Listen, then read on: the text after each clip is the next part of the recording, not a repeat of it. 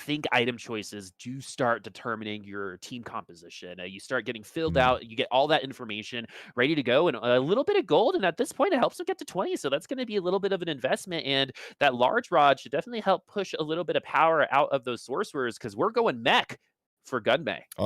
Yeah, but he has just picked up a ribbon. Now there are two versions, right? Two versions of the ribbon composition that are popular. Probably the more popular version is the Here it is. Riven 6 Sorcerer, which he looks like he's going for. The fact that he sold the Rumble made me think that might be the case. The two versions that are the most popular is the Riven 6 Sorcerer. The other version that is popular is essentially Riven 4 Sorcerer Mech.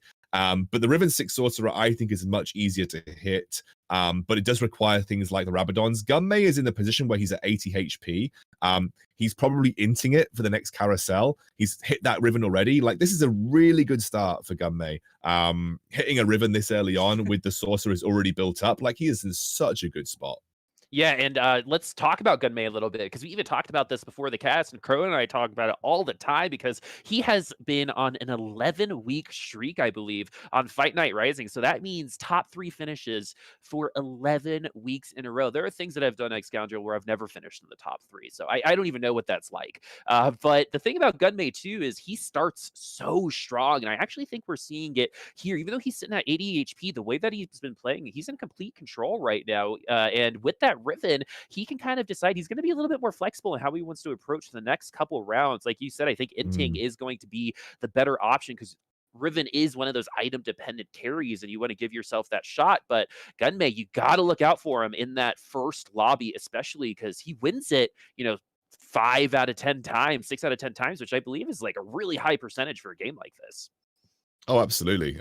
Getting that early win on the board as well, especially very important for your chances going further. You know, you only have 4 games in a fight night, so if you can get 1 win on the board, it already sets you up for success going through the rest of the night. I do love what he did here. He rolled a little bit aggressively on 6, has found a 2-star Darius. He's going to play the 2-star Darius because it functions very well with sorcerers, and it's going to allow him to preserve HP. The only thing that I think is going to bite him a little bit is that obviously he's now gone up the rankings in terms of item choice at the next carousel. And this next carousel, he will really be wanting to hit another rod because a core item for Riven is the death cap. The second, I would say, a secondary item that you can consider is an Ionic Spark, but you really, a death cap GA is like perfect on top of the Quicksilver as well. Some people like going Death Cap GA Ionic Spark, but because he's chosen to go for the Quicksilver, I feel like the GA and then plus the Rabadon's Death Cap would be the best options. And something else that is actually really interesting is that Gunmay has actually been able to pop a lot of trap claws with this tier 1 Zoe on the field. So she uses that sleepy bubble, trouble bubble, or whatever that tongue twister is, and gets rid of that trap claw at the very beginning of the round. And that's actually something that's really helping him as he is now finding himself in 3rd place, was in second to last place just 2 rounds ago, and just off of picking up a Riven is going to be picking second to last on the carousel. That really is unfortunate for him because there is another rod that is going to get picked up. I shouldn't have said it. It's like saying 7 at the craps table. Yeah, I would almost be considering going for the 2-star Riven take here, and I think he is considering just going for the Riven for the 2-star Riven take in this particular instance. The other thing that he could have considered was the cloak for the Ionic Spark, but it's clear that he doesn't value that over over just maybe having the second Riven on board. He could also be thinking about using the belt for something else. That would right now, and we're having a look at YouBetterKnowMe, who looks like he's going towards a mech because he's running Ionic Spark Quicksilver. Remember, Quicksilver is really good for mech, so he looks like he's running something very similar here. He's already got the Fizz. I think he's just looking. He's got the Rumble in the shop actually. So if he was going for mech, he could take the Rumble from the shop, right? Yeah, he can 100% take the Rumble from the shot. But I think the hardest part for him was deciding whether to level as opposed to waiting a couple times, just picking up the Rumble and econing. But he decides to go to a level 7 at 3.5. That's actually pretty good for a mech player, especially since it doesn't seem like this is going to be contested. Because when we saw Gunmay, he sold that Rumble a little earlier on. So we might actually have a little bit of an opportunity to see a Sorcerer mech comp actually do some damage. And you have to talk about how much stronger this mech is in 3.5, even though the pilots come out with just 3/4 health or 1/4 health, the stats on that mech are pretty crazy. Yeah, they buffed it so that hyper rolling 3-star mechs was not necessary to make mech relevant throughout the game, which I liked. That was a good decision. And I think mech's in a pretty healthy spot overall. It's not oppressive, but it's not like really bad either. The one thing that I would say about mech is it feels bad if you don't get it by the end of stage 3. So he's in a position where he's got 2 fizz. He's actually working towards a 2-star mech overall, and he has it by the end of stage 3, which is, I think, is a really important breakpoint for having a mech on board in your team, because this is going to just like this is the point in the game where a 1-star mech is just going to take over versus most compositions in the game. So I think he's in a pretty good spot just by having this on the board right now. Yeah, he already a good spot. 7-game win streak. And that's the thing about this comp. If you don't get that mech earlier on, you don't have a front line. When Rumble says just a single unit on your board, that's your front line if you don't have that mech completed. But the fact that YouBetterKnowMe has that mech already means he's got that tank, and it's also got that power, the stats on it. The only thing that got nerfed was the cleave. Everything else got a lot more stats on it. So it's going to be tough to, I think, bump him from that top spot until we get some better items like those Giant Slayers, like those Last Whispers. And a lot of people favoring Last Whisper over Giant Slayer right now. A little bit more damage more quickly, especially since the rounds at the end of the game have been going so quickly recently in Galaxies. Yeah, so Giant Slayer has been like, it was changed on 3.5 obviously, and it was changed to the way that actually it's really only effective versus brawlers and mech. Like, otherwise it's not much point building that item as a whole. Most people are favoring Last Whisper because vanguards are just so big in the mid game. Like, almost everybody plays 2 vanguards at least some way, shape, or form in the mid game. And if there is any kind of armor like Bramble Vest or Vanguards, you just need the Last Whisper as an AD carry. Otherwise, you're just not going to have the damage to actually get through the front line. And for someone like Jinx especially, if you get stuck on a Vanguard for the entire like fight, like, obviously if you have red buff, you're relying on blaster procs to do a bit of work for you, but you will never get the resets, right? No. So that's why Last Whisper is so important in this particular instance. Especially tier 1 Jinx shoots so slow right now. It's like she's shooting mucus out of that gun. And so she needs those items to actually do something with that minigun. And we get the IE, and that's the one of the more important parts of that combo, because the way that Last Whisper works, you do more damage after you get a crit off of them. And we got Giant Slayer IE and Last Whisper on the Jinx on the other side, and that's what you want. Also, tier 2 already, so TheEnclase was never going to win that round, especially with how strong that Jinx was. And that Brawler Blaster Jinx comp over there is really, really scary. You should definitely be looking at the top of the lobby, but Improbable Bob at the top. So that win streak with that Source mech ended on that last round, interestingly enough. Yeah, that's he must have just kind of hit a power trough at some point there as well. I mean, he looked like he didn't really have a clear direction in terms of what was going on alongside the mech. I actually wouldn't be surprised to see Improbable Bob go to 8 and look for Space Pirates, because he had the Darius and the Jace at 2-star, so I wouldn't be surprised to see him run Space Pirate mech for a bit. Hope that he picks up a couple of extra items and then transition into something else. That's what I'm looking at. But obviously, as you can see, no, Improbable Bob's running Rebels, so it must be. Oh, it's YouBetterKnowMe that was running the Space Pirate. No, it's fine. But obviously, there's a lot of people running Jinx in this lobby, as you can see. He's running. Improbable Bob is running the classic Infinity Edge Last Whisper combo. Guarantees armor procs right off the bat, and it allows you to just get your damage off straight away. And then you can look at the other side. We're looking at TheEnclase right now. He's running mid-game Battlecast, which is super strong, but he has got the Jinx. So the clear intention for him is to move into the Jinx eventually here.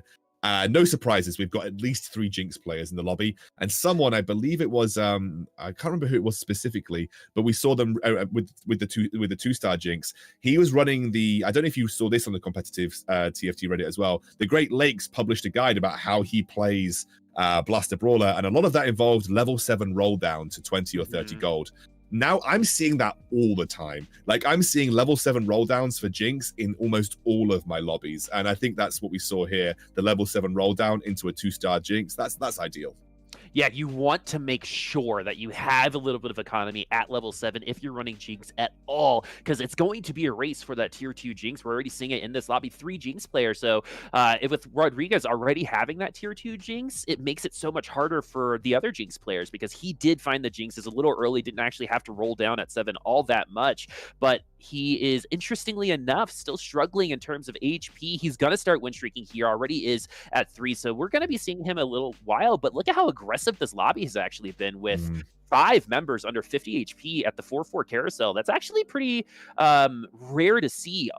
All of these players kind of struggling so far, maintaining this HP. I honestly, the really interesting thing about where the meta is right now is this is actually quite typical. I mean, if you go before 10.13, you wouldn't see this as much.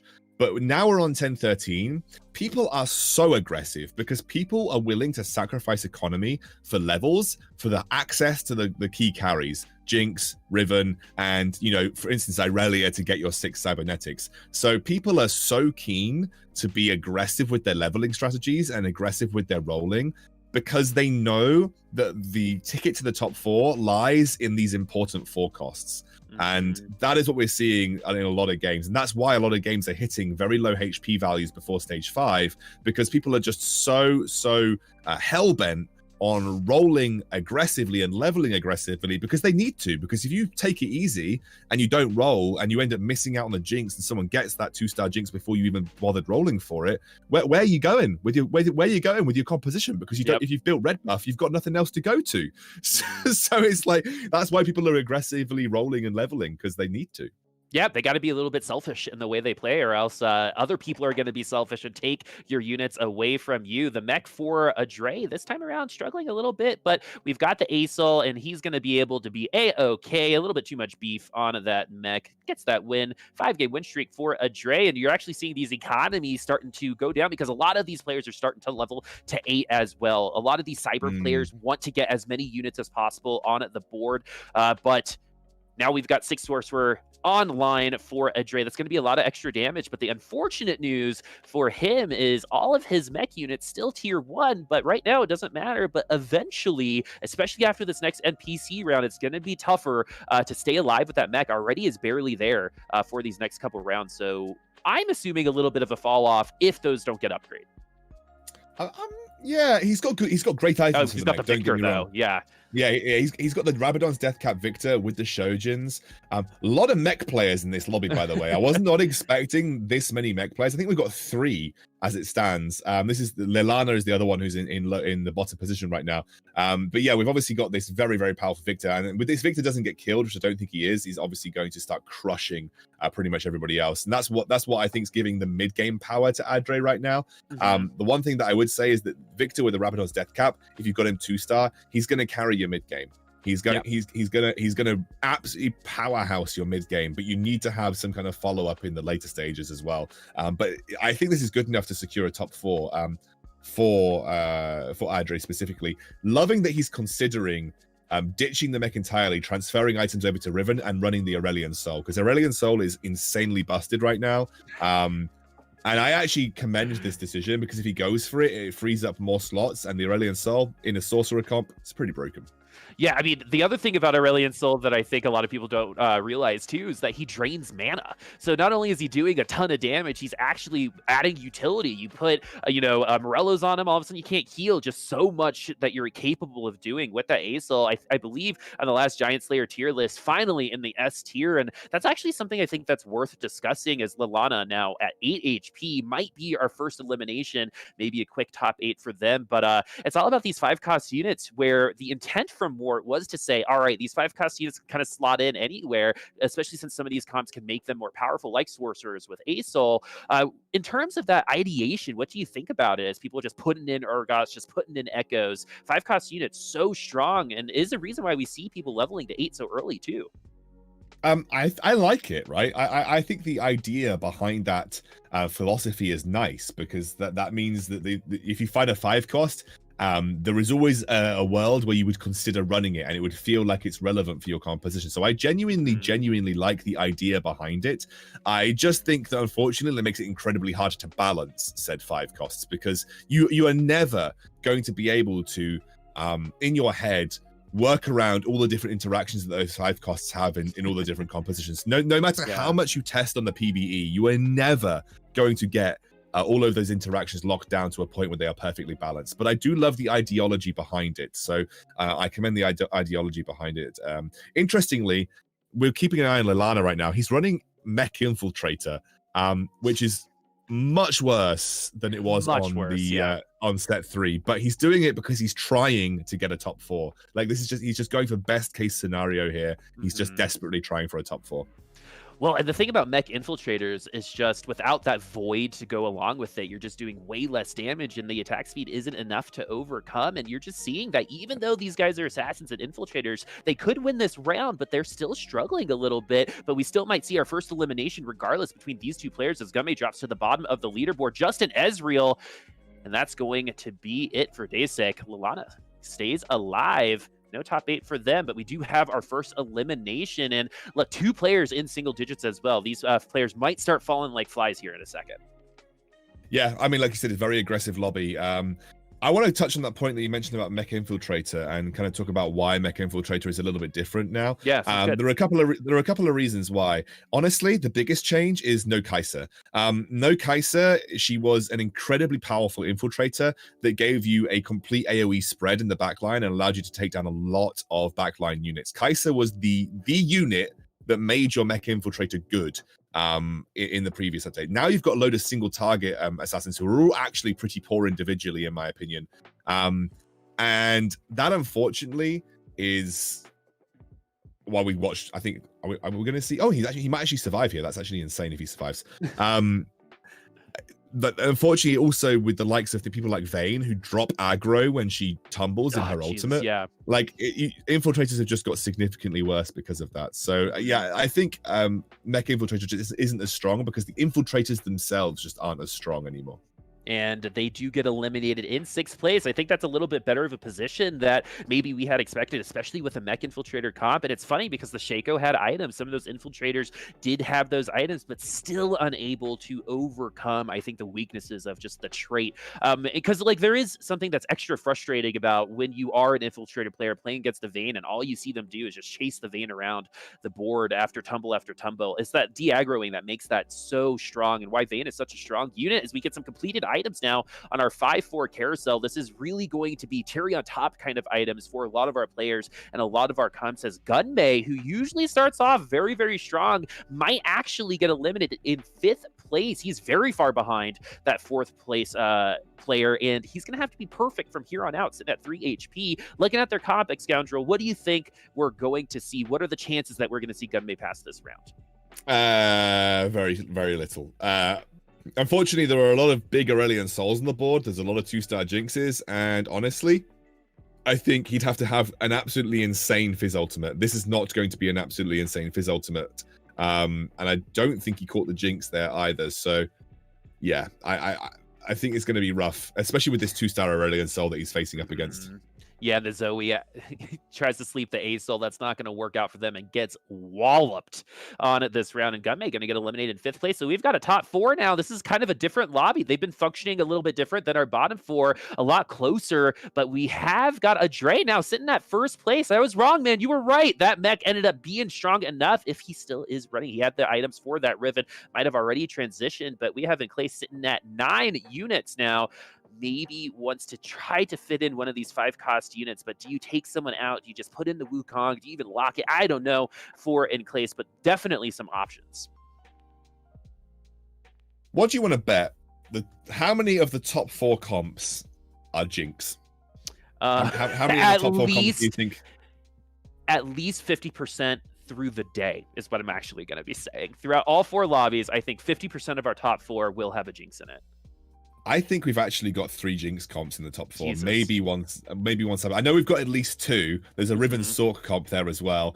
This is probably what you're going to be seeing for the majority of the day-to-day. This is 10.13 in a nutshell. It's just kind of how it is realistically. But yeah, I'm interested. So we've got 1 Jinx player here. So that's 1 Riven Sork player, another Jinx player, and then if we go back to so 2 Riven Sork players and 2 Jinx players. That's it. 2 Riven Sorks, Classic. 2 Jinxes. That tracks. Classic. Yeah, That's that a classic right there.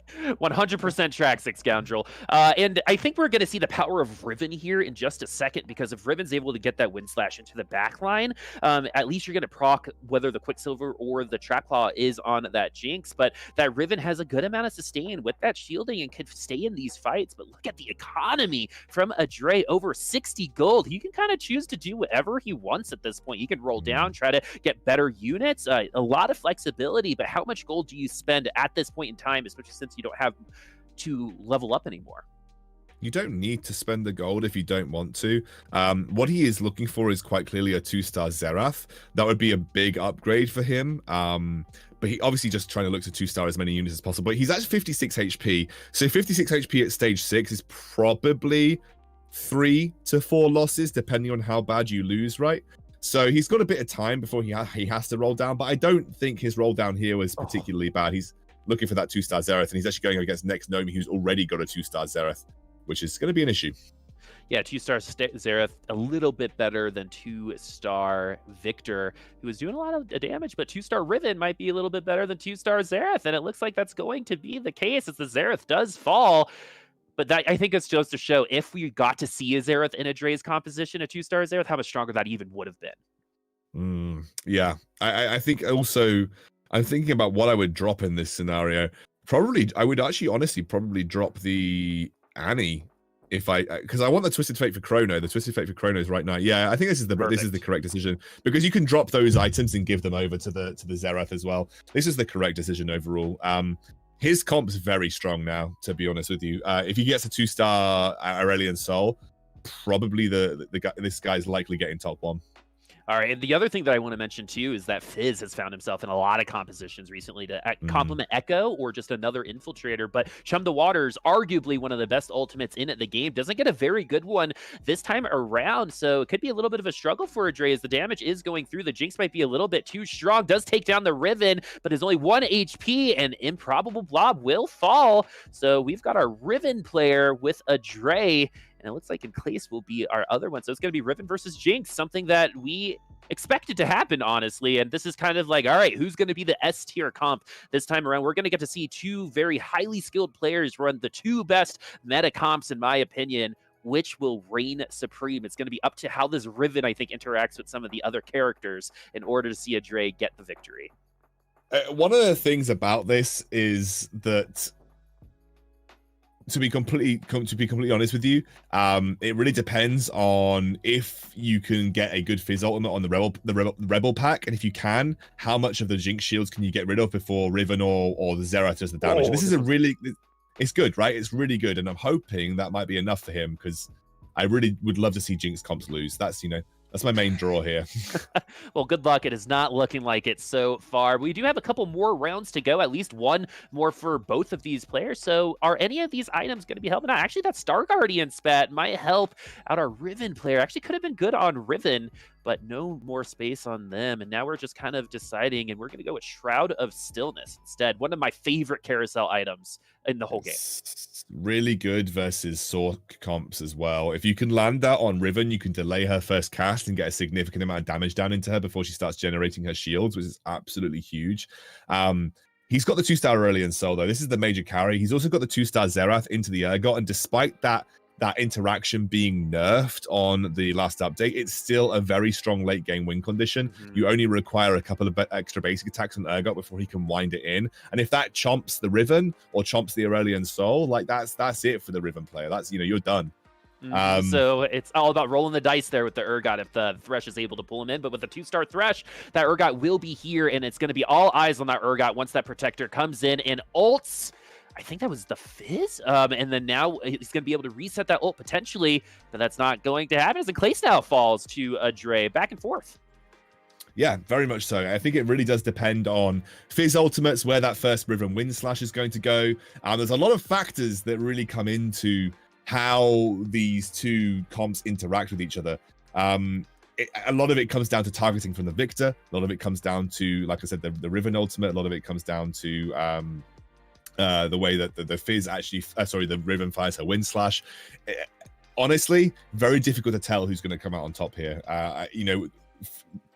It depends on the fight RNG, to be honest with you. I think it depends on that Urgot for sure. Whoever that Urgot decides to eat, whatever champion he decides is going to be the tastiest, might end up turning it into the favor of our Urgot player. But this Acel is not going to last very much longer. These sorcerers pushing out a ton of damage, and TheEnclase will fall. And that's going to be it. adrehh will be the winner of our lobby. And you are so right, my friend, because you called this so early on. I think it was like about 5 or 6 rounds ago when you were like, adrehh might actually end up winning out on this lobby. So congratulations. You're very smart, maybe even smarter than the most of us. But that lobby turned out to be very similar to how we expected. Is there anything that kind of surprised you in terms of how this went, maybe in how they were able to play this comps? Anything that you want to point out? I don't think you can call me five-head for saying Riven Sork's going to win. I know, right? I know, right? I think realistically, the guy was just winning mid-game with great Riven items. I was like, if he gets Riven, that looks pretty good. Honestly, that just came down to a bit of positioning at the end there. I think adrehh managed to get his Fizz directly onto the Jinx, which just meant the Jinx got obliterated in a single Churn the Waters ultimate. So that was a little bit of positioning based at the end there, but that was just like an almost perfect Riven Sork comp. It was very, very strong. And yeah, I think not much surprised me. That top 4 was exactly what I expected. The only thing that I was a little surprised by is that we didn't have as many cyber players. There weren't actually any cyber players even in the top 6, I don't think. Well, no Vanguard, no Mystic players either, as we see the scoreboard as adrehh is going to be the victor of our first ever EU lobby. So, Excoundrel, sorry to interrupt you there. Wanted to get through those scores, but yeah, no cybers. That's actually really, really interesting.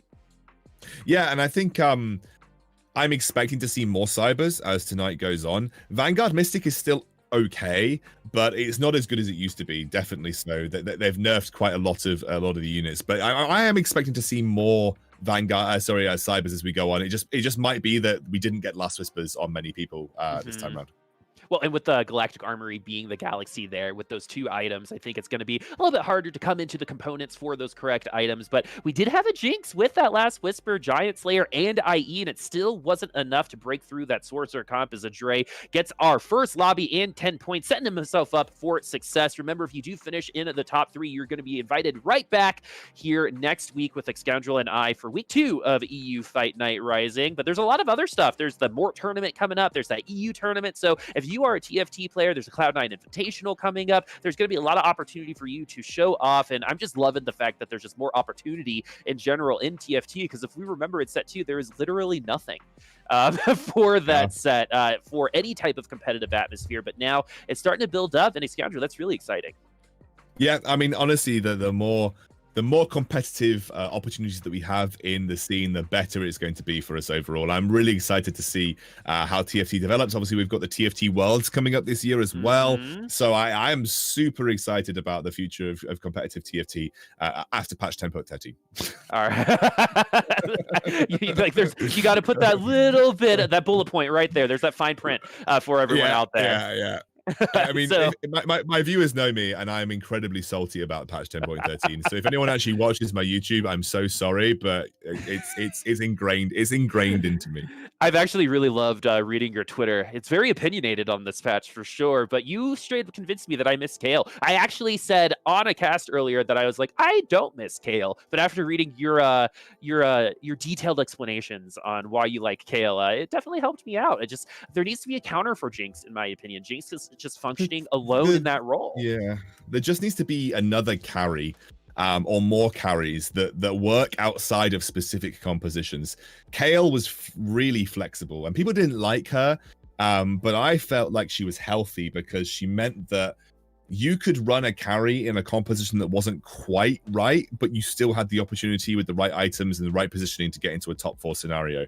The problem with a lot of the 4-cost carries that we have right now is that Jinx is the only kind of flexible one, in the sense that she can be running Rebels, Blaster Brawler, or the mech Jinx composition that's floating around. I can't name another 4-cost carry that can do anything outside of a specific comp.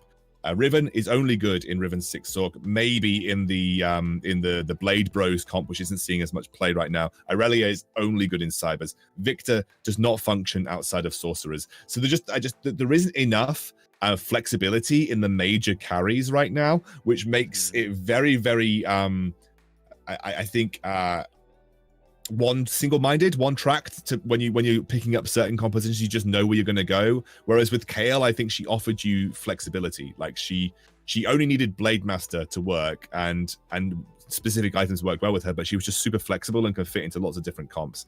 And I just don't feel that way about a lot of the 4-cost carries that we have right now. Because the replacement for Kayle that we got was that Riven, and it just doesn't really function in the same exact way as we get Trade Sector as our Galaxy. So I don't know if you know this about me, but I'm usually cursed. Only about 20% of my total games are ever on a Galaxy. We got 2 for 2 today, Excoundrel. It's like we're at Disney World at this point, pre-COVID. But now we've got Trade Sector. And the thing about Trade Sector is aggression upon aggression when it comes to these rerolling. Most of these players are going to be poor for a lot of this early game and potentially some of the late game. And I think some of these players might actually struggle with the increased aggressiveness. I think we actually kind of saw that a little bit in our last lobby with our top 4 and bottom 4 being so separated in terms of HP. We could see something similar here. What's your take on Trade Sector? It's one of my favorites in terms of how it affects professional lobbies. What about you? I think Trade Sector might be the hardest galaxy to play in the game. I think it's the galaxy that requires the most skill expression out of any other galaxy. It's also the galaxy that can definitely reward high rolling to an extent, but it definitely opens up a lot of different compositions that you wouldn't always see on every other lobby because the opportunities for 3 costs are there. People still run things like Shredder, Hyper Roll Ziggs. You know, I've seen all that kind of stuff still exist in Trade Sector, even on 10.13, and that's what I do like about it. Also makes things like Protectors more easily achievable. Opens up things like Space Jam, like we've talked before, where those important 2-cost 2-stars can actually be more easily sought after and activated. So I think it's just one of those particular like this guy's almost like he's got 6 twisted fates. Like we're looking at 6 twisted fates right here at 2-2, like absolutely ludicrous, right? But it is one of those galaxies that opens up a lot of decision making, and I think pros, even at the highest level, still don't get those decisions 100% correct, and that's what makes it interesting. Yeah, no, totally. I totally agree with you. And I think that kind of interplay between personal play style, between the force kind of play style that galaxies provide you, will end up shaking up the lobby in a very different kinds of ways. That's part of the reason why I do like Galaxy. Something else that you do tend to see in Trade Sector is a lot of people will roll for like a really early vein or something. They might level up a little earlier and try to get one of those 3-cost carries to bring them through, and then just try to roll into it and hit it. Vanguard Mystics is something that you can get 3-starred now really early on with those poppies. So again, a little bit more flexibility in how you want to play, but there are definitely some high rolly type of comps that do suffer from this. So like you said, Jinx and Rebels are a little bit harder here. You're going to have to level up and save while everyone else is doing a little bit more aggression. If you're able to land it, of course, in any galaxy, that's going to be a good comp. It might take you a little bit longer to get there here. So one of the things about reroll is naturally, because you're being offered more units, you often end up sacrificing your economy. And that often means that you don't see people get to level 6 and 7 as early as they would do usually. Because people at some point in Trade Sector, you do have to start looking after your economy. And so that means that the re-rolls for things like Jinx and your 4-costs don't come as quickly. And so you see a lot of people working off the back of 2 and 3-cost carries more likely in the mid game. Right, we've been following I'm trying to check who we're following right here. You better know me. YouBetterKnowMe. We're following YouBetterKnowMe right now, and he's quite clearly thinking about sorcerers, but he also has the opportunity with the Darius and the Jace to think about Space Jam if he really wants to, despite the fact that that's not a particularly good build right now. So again, it's just a lot of it in stage 2 is so important about decision making, because stage 2 rerolls can help define the way that your composition is going to go, and this is like the hardest stage, I think, for rerolls at this point in time. Totally agree. And we've actually got some good units with some good items there. That Vayne with the glove taken immediately, because that's where you want that last whisper. We talked about how Cybers can actually get better in these high roll comps, especially because once you land that Vayne, you get the right items. Really, it's all about just getting 2 other Cybers around her, because she can kind of deal with herself. Tumble de-aggro, in my opinion, is one of the most toxic things in the game. It's just, there's nothing worse than you're going to win the game, then all of a sudden Vayne tumbles with 2 HP, and then you just lose the round because of it. It's a cool experimental mechanic, but something that I have a little bit of a hard time wrapping my head around in terms of fairness. because I'm not a big fan. Like, not in any way, shape, or form do I think the tumble de-aggro mechanic is fair, especially given that Vayne does so much damage with the sniper bonus as well. I know, And right? she always tumbles away from her target. I don't think tumble. There's nothing more tilting than a Vi chasing a Vayne, and then she tumbles and the Vi ultimate gets cancelled. Like, there should be some interactions that just stop that from happening. Really. Yeah, no, totally. That just kind of go through the tumble because, you know, Vi's ultimate in proper League of Legends does just that, right? All you have to do is target her, and then it doesn't matter if she's invisible or not. But yeah, that tumble is going to be something that you're going to see. It's actually really, really funny to see two Vaynes tumble at the same time, and it's kind of like a quick draw game for them at the end of a cyber versus cyber round, as laellana going to fall once more, has those 3 cybers. The Vayne not quite strong enough. Once you see that BF sword get onto that sparring glove, you'll definitely see that Vayne's power spike, because even with the tumble, it's a percent-based increase. So things like crit are going to be so good on something like that, which is why you see a lot of people building attack damage rather than something like Ginsu's and attack speed on Vayne. Yeah, but also something to mention about this particular galaxy that you might have just seen there. You might be looking at laellana's board and thinking, wow, he's really strong. But the thing about this particular galaxy is everybody is really strong. You have to reassess what you would consider a strong board, and scouting is really important, because if you make an incorrect decision based on leveling up and you end up trashing your economy because you lose your streak, that could be really punishing on this particular galaxy. Because the rerolls are available, most people end up getting strong very quickly. And that is something that you need to like always take into consideration when you're playing on the trade sector galaxy, that like your estimation of strong has to go up a little bit from where you would consider it on a normal galaxy. Yeah, the standards are a little bit closer to my mother's standards towards me. You know, I'm just not good enough. Everyone is strong. You know, that Korean Tiger Mom experience, man. It's just the whole lobby is at that time for you. As TheEnclase now is going to be the one that we are following. Star Guardian, Vanguard, Sorcerer, nice little start for him. And I think this is where we see like the detriment of what you just said, right? We got a 2-star Poppy, we got a 2-star Mordekaiser. I mean, like, okay, units, just level 4 too. And we talked about that. A lot of players are going to be poor, maybe leveling a little bit later. And we could see TheEnclase roll almost all of that money, depending on what he's deciding to choose to run on this next round, because he has developed a little bit of an economy, and his items will be available after Krugs to maybe push him in a certain direction. But right now, just those tier 2 units not as strong as they want to be to keep them in this game, because at 68 HP, that's actually quite low for Krugs. Yeah, this is pretty low. What I would say about the decision making that TheEnclase has made right here, he specifically decided not to level up to generate an economy lead over the majority of his opponents.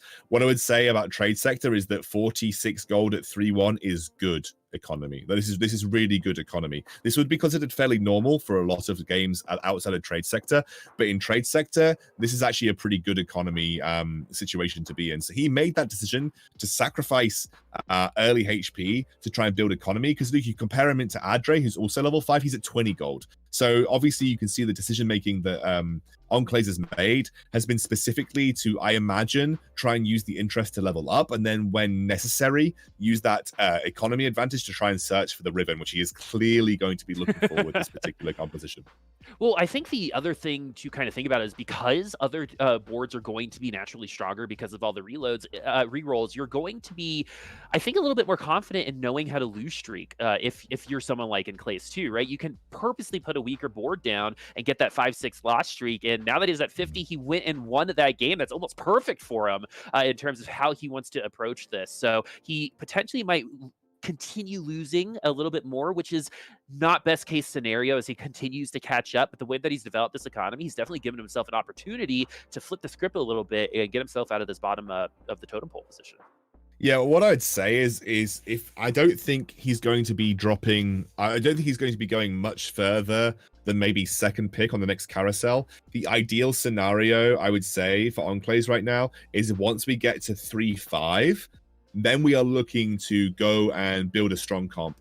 You have 2 options at 3-5. Either you do a bit of rolling, go to 7 and search for your unit, or you utilize the interest that you're going to be generating beyond 50 gold at that point to go to 7, and then following the infiltrators round, that is when you look to all in and look for whichever carries is sort of necessary for your composition. So I'm going to be interested to see what TheEnclase chooses to do, but he's definitely going to have to start to stabilize following 3-5, because you do not want to be sub 40 HP going past the infiltrators, because you look at the HP disadvantage between himself and Improbable Blob.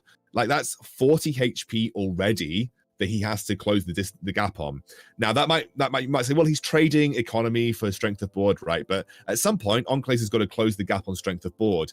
And as the game goes on, Improbable Blob is going to be generating a board at a similar kind of pace, but also maintaining the economy. So you either have to get in like 10 times stronger than the top of the board, or at some point you're just going to end up losing and going out because you have such a HP disadvantage. That's one thing that you have to worry about when you're playing a lose streak strategy, is that you have to hope that later on this economy advantage pays off. And if it doesn't, you've just ended up losing too much HP, and that can be a real detriment in like stage 5 going into stage 6. Yeah, you want a little bit more flexibility in the late game, right? Your HP is part of your economy, in my opinion, right? You got to be able to work your HP in a very similar way. And if you find yourself sub 40 at infiltrators, I mean, you get what, 2 or 3 losses, and sometimes it's just the rock paper scissors at that point in the game. There's so many people left remaining that the matchup might not work for you, and you could get eliminated because you kind of free fell a little bit too much. That int at the beginning of the game to maintain or to develop an economy advantage ends up hurting you in the end, and all that money you saved is just wasted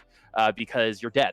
And that's the unfortunate situation that a lot of people can find themselves in, just like TheEnclase. As we look over at Deisik now, who was in 8th place on the last lobby. Nice to see a little bit of a different result so far at 93 HP in 2nd place, as we're at Carousel 3-4. This is where we're going to see team comps get formed. We're going to see some of the transitions start happening right here and right now as the items are going to become more familiar and more well-known.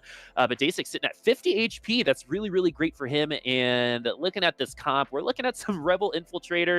We could potentially move into mech, but this is most likely going to be another Jinx comp. Yeah, I mean, you've got red buff, so most people like to use Zed as an item holder for Jinx. He utilizes a lot of the items that you would use on Jinx pretty well. Red buff, maybe not so much, but like things like Giant Slayer and things like Last Whisper Infinity Edge, they're all really good items for Zed as well as being good items for Jinx. So people like to use Zed as an item holder for Jinx eventually. Deisik, you can see, is at 93 HP. He's in a pretty good spot. He's running the very, very solid combo of Rumble plus Ziggs. I would say that's kind of falling off at this stage in the game, but irrespective, it's allowed him to lose only 7 HP throughout the entirety of this lobby so far. And going into the infiltrators being above 80 HP or there or thereabouts, really nice to allow you to transition to whatever build you're looking to go for. Like, the way I see this is that if the less you have to roll at 7 to hit your units, the better it's going to be. So if you can afford to trade some HP for economy to make that a bit easier on your economy overall, the more likely you are to get top 2, right? So that's what I think Deisik's looking for. Well, actually, Crone was talking to me about trade sector in terms of like the Tour de France or a marathon. Is a lot of times there's someone who paces in front, right? And everyone's kind of taking, their own pace up until they kind of have to pull the trigger and try to catch up to the person that is pacing in the front. And I think that's kind of what we're seeing here in this lobby with Improbable Blob at the front. But eventually, that gap will close, right? The units get better as everyone starts to be 7 and 8. That gap will close, and it's going to be up to Improbable Blob to maybe have developed enough of a lead to maintain that kind of pace versus the rest of the lobby who, like you said, when we were talking about TheEnclase, are kind of compensating for maybe trying to make money earlier on, but you're going to have to close that space up, and that's going to be by leveling, getting some good units, and evening up the playing field, which happens in trade sector a little bit later, but will happen. So this lead from Improbable Blob might stick, it might not, but that gap will close eventually, and we're getting close to that, I think, position in this game where some of our lower-ended players are probably going to start falling off, but it will start tightening up near the top of the lobby.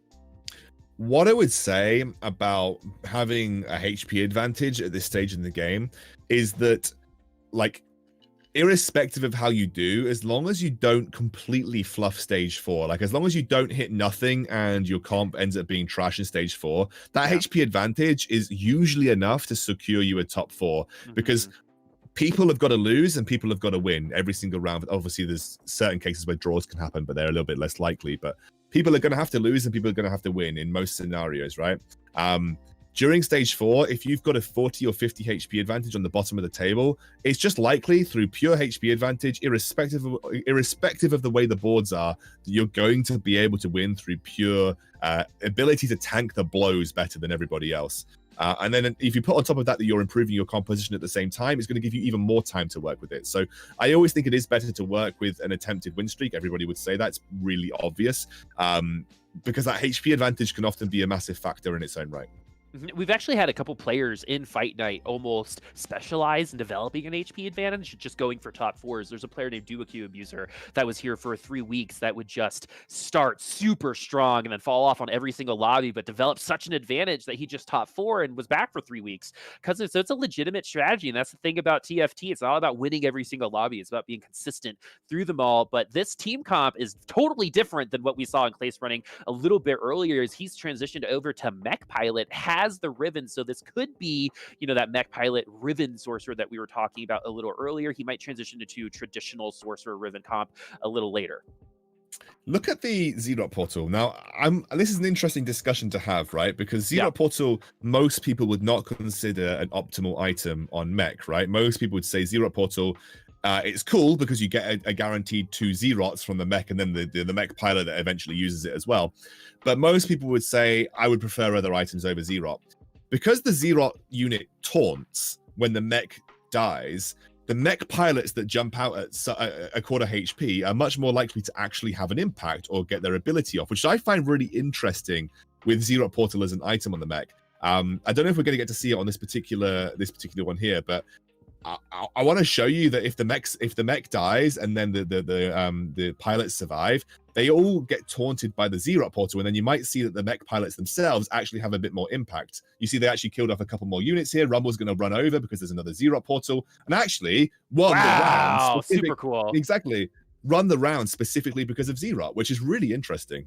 That was really cool, Excoundrel. Thanks for bringing that to our attention, because the thing about ZZ Route 2 is with Rivens being strong, it's a good amount of magic resist as well for that mech. Might actually stay around a little bit longer, and it's 2 extra lives, and you got the GA with it as well. So you got 2 of the ZZ Routes, you got the extra life with the GA. That mech's going to be staying around for a while. What is the counterplay to something like that? Is that just doing enough damage to the ZZ Route, who has, I think, if you guys remember Daisy from set 1, I think the ZZ Route has only 500 less HP than Daisy from set 1. So, I mean, it's a good amount of meat, but you're totally right. This is one of the few situations where ZZ Rot makes a lot of sense to me, and I think it's a pretty heads-up play from TheEnclase to take the risk and actually do it in a competitive setting here, because this is pretty cool, man.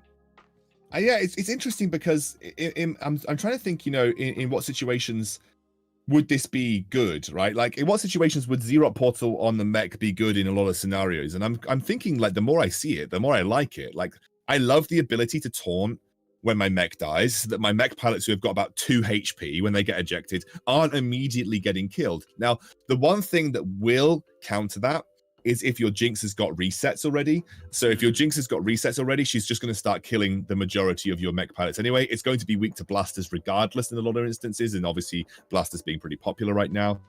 But in the mid game, like right now, we can see the effect that it's having, and actually it's really, really interesting how much of an impact that one particular item's having on the ability to win some of these fights. He loses that last round without that ZZ Rot. I mean, full stop, he loses that round, and we're not here. But You Better Know Me now at 18 HP is going to be our first potentially eliminated player, who is running some sorcerers and a little bit of Riven as well. Going to choose to keep that rod for another one. They have to make it to Infiltrators first, because at 18 HP, you might not even make it there. Yeah, he hasn't got great Riven items. He's gonna make a Rabadon's Death Cap on the Aurelian Soul, and obviously just give that over to the Riven. But yeah, he needs Riven 2 ASAP in this scenario. If he doesn't get Riven 2, I don't see him making it much further than top 6. But he does have the Rabadon's Death Cap Riven, which is obviously important. Is going to be going up against another Z-Rot mech here. Is that the same Z-Rot mech, or is that another Z-Rot mech? It's the same ZZ Rot mech. Oh, yeah, it's the same. Yeah. Okay. Still, it's really good. I'm going to start playing this. Yeah, me too, man. Like, my mind is actually a little blown, because it's a really good counter to Source Riven, right? Like, the magic resist you get from ZZ Rot is actually pretty substantial. So, and you don't need to run Mystic, I think, for that mech at this point. I think Zero doesn't. I thought Zero gave health and attack speed. I need to double check actually, because I know it builds out of a giant's belt and a recurve bow. I'm gonna quickly check. I'm doing the same thing right now. So it is attack speed, actually. So I am misconstruing something else. My bad, everyone. But the thing about the ZZ Rot too is like attack speed means more damage, right? That means it's good for mech, right? Like it's good for mech. Exactly. Like you take attack speed on mech every day of the week, right? The more likely, the more your giant Garen hits people for like 1 million damage, the happy you are overall. So I know you take that. I feel like he might be out here, very close to being out anyway. The Asol doing just a little bit too much. The Riven unable to carry as YouBetterKnowMe is going to be eliminated in 8th place. And that is going to be our first elimination of Lobby 2. It's going to be a little bit before we get another one, but this lobby much closer, I think, in general, from top to bottom than our last one. We're looking over at CaptainRodrigues right now. A lot of Sorcerers, and we've got the Sorcerer Star Guardian this time around. The Victor just with the tier. We already have seen a Victor 2 somewhere else, and we're seeing the effect of that trade sector, I think, coming into play. People just being able to hit those 4-cost units before you means you're just weaker than me, and if we go up against each other, you might end up getting eliminated. And that's what CaptainRodrigues is trying to avoid by picking up some better items on this NPC round. Well, we'll see what he can get. He's got a thief's glove, so he gets 1 item. That's not a bad item though, but the problem is he's not really got anything to combine it with. I'll take a Ludens. I'll take a Ludens. It's been buffed at most stages of the game. It's actually a pretty solid item to have overall. I think he's desperately looking for a Riven or a Victor in this scenario, and there's a Victor 2-star. That's a really nice upgrade for him. That might give him a little more legs in stage in stage 5. Interestingly enough, though, there was a huge gap between NextKnowMe and the rest of the lobby, and actually, again, like you said, everybody is very close on HP right now, apart from Improbable Blob, who's right up there at the top.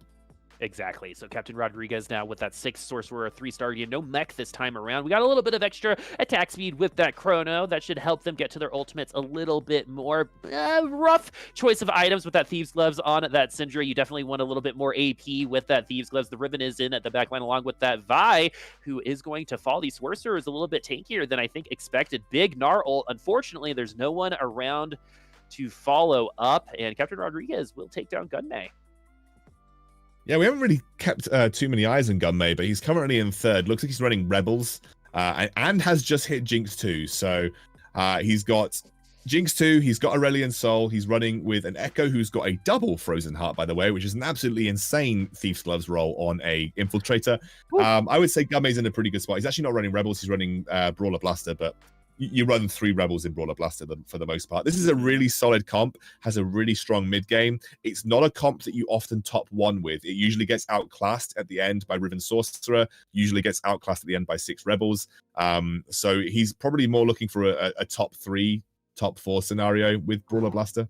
Big ult there from the Gnar. And I actually want to talk about that a little bit more because Gunmay, I think, has been a very polarizing individual in terms of his play style with a lot of these tournaments. We talk about how inconsistent he can be. He can win a tournament one day and then struggle in the next. And I actually really like the decision making from Gunmay to do something a little bit more top 4. He got 5th, I believe, in that last lobby and say, you know what, I'm gonna calm it down a little bit. I'm not gonna potentially go for the win. I'm gonna play my best comp, get myself in the running for these next 2 lobbies. And that's a lot of growth from Gunmay personally, that I've seen in terms of his decision making, because I think Gunmay from 4 weeks ago might be trying something crazy right now, trying to make Space Jam work again or even bring back Candyland. But this time he is being, I think, really smart in that decision making, going for that top 4, like you said, because he is in 5th place, and it's a good idea to try to go for consistency if you're Gunmay in his position to come back for a 12th week in a row. Yeah, I don't want to say he's going to be just top 4ing here.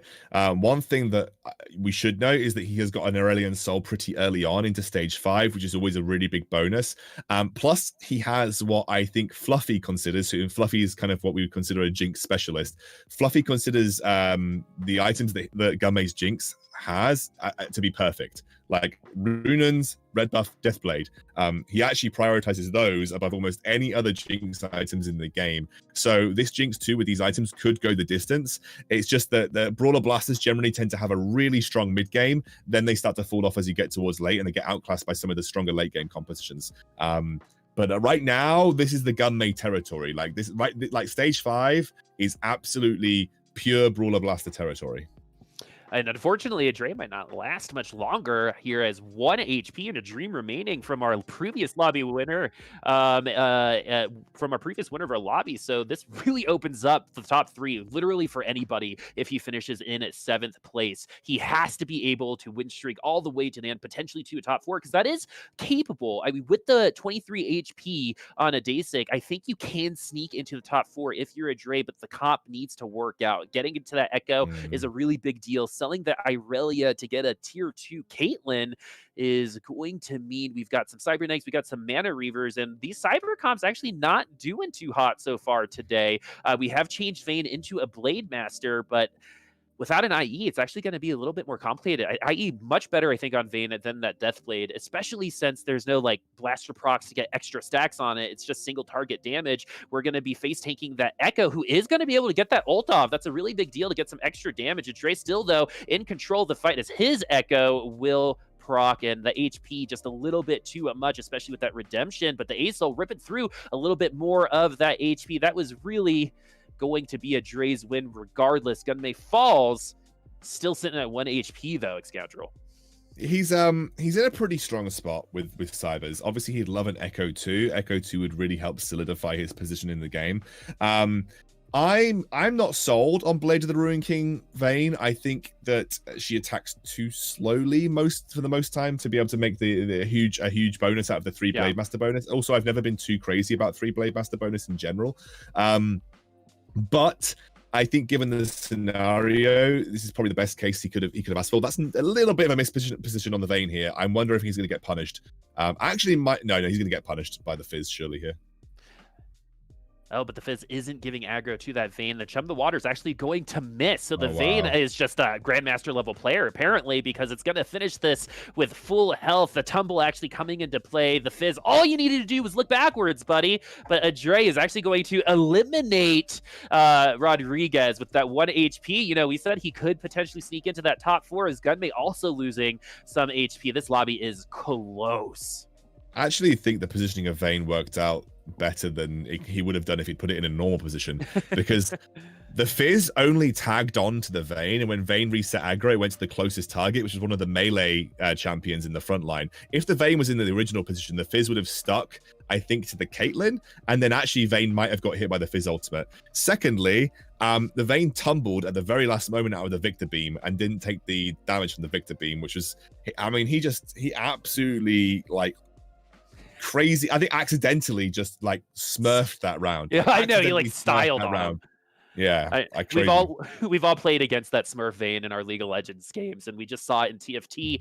As much as I, don't want to say it, it's like seeing Teemo when these Irelias are dashing over those shrooms, just cannot make it to their opponent, right? It just makes you feel awful. But we have 7 HP for laellana. We've got 1 HP for adrehh, 16 for Gunmay. All of these players, maybe Gunmay has a little bit more leg room, but that 7 and 1, if they lose one round, that's going to be it. As TheEnclase will be the opponent for laellana, as the Fizz will get into the back line, will focus down at that Thresh, is able to bring in 1 unit. The redemption is going to be an item that we actually see a lot more often nowadays than we have it previously, as that procs a couple times, and because of that redemption, we're actually going to see laellana with another Cybernetics comp take the victory. Excoundrel, the redemption helping out a lot there. Redemption is like one of my favorite items in the game. It used to be very underrated. I don't think it's underrated that much anymore, but it did used to be quite underrated as an item. I think Redemption is insanely good. One thing that laellana's got going for him right now is he has the 2-star Thresh, which is huge because it's going to start pulling in Aurelian Souls with the mana value already going. Secondly, he's got a Mana Reaver, which versus things like Riven Sorcerer actually does a lot of work. People kind of underestimate how powerful Mana Reaver is in general versus people like Riven Sorcerers. So I actually think laellana's in a pretty good spot overall, and has really made this work. And he's also got the Last Whisper IE combo on the Vayne, which is obviously absolutely needed to make her work. look at all that damage. 859 on that crit. There's going to be no sustain for the Vayne, so all the damage needs to happen at once. And laellana, you know, maybe it was the caster curse extraordinaire there. Excoundrel is going to get eliminated right before EncClaze. So EncClaze will end up finishing in 4th place. And I'm so excited for those new tiebreaker rules going into the next patch that Mortis showed. But Gunmay still fighting, and he potentially is going to sneak into the top 3. But no, he's going to fall to 4 HP. But good news for him is he is going to get into the top 3 as 2 eliminated in that last round. This Brawler Blaster setup, like you said, is falling off just a little bit, but I think Gunmay should feel really happy with where he's at. It's 3 Jinx comps in the top 3, by the way. It's 3 Jinx comps.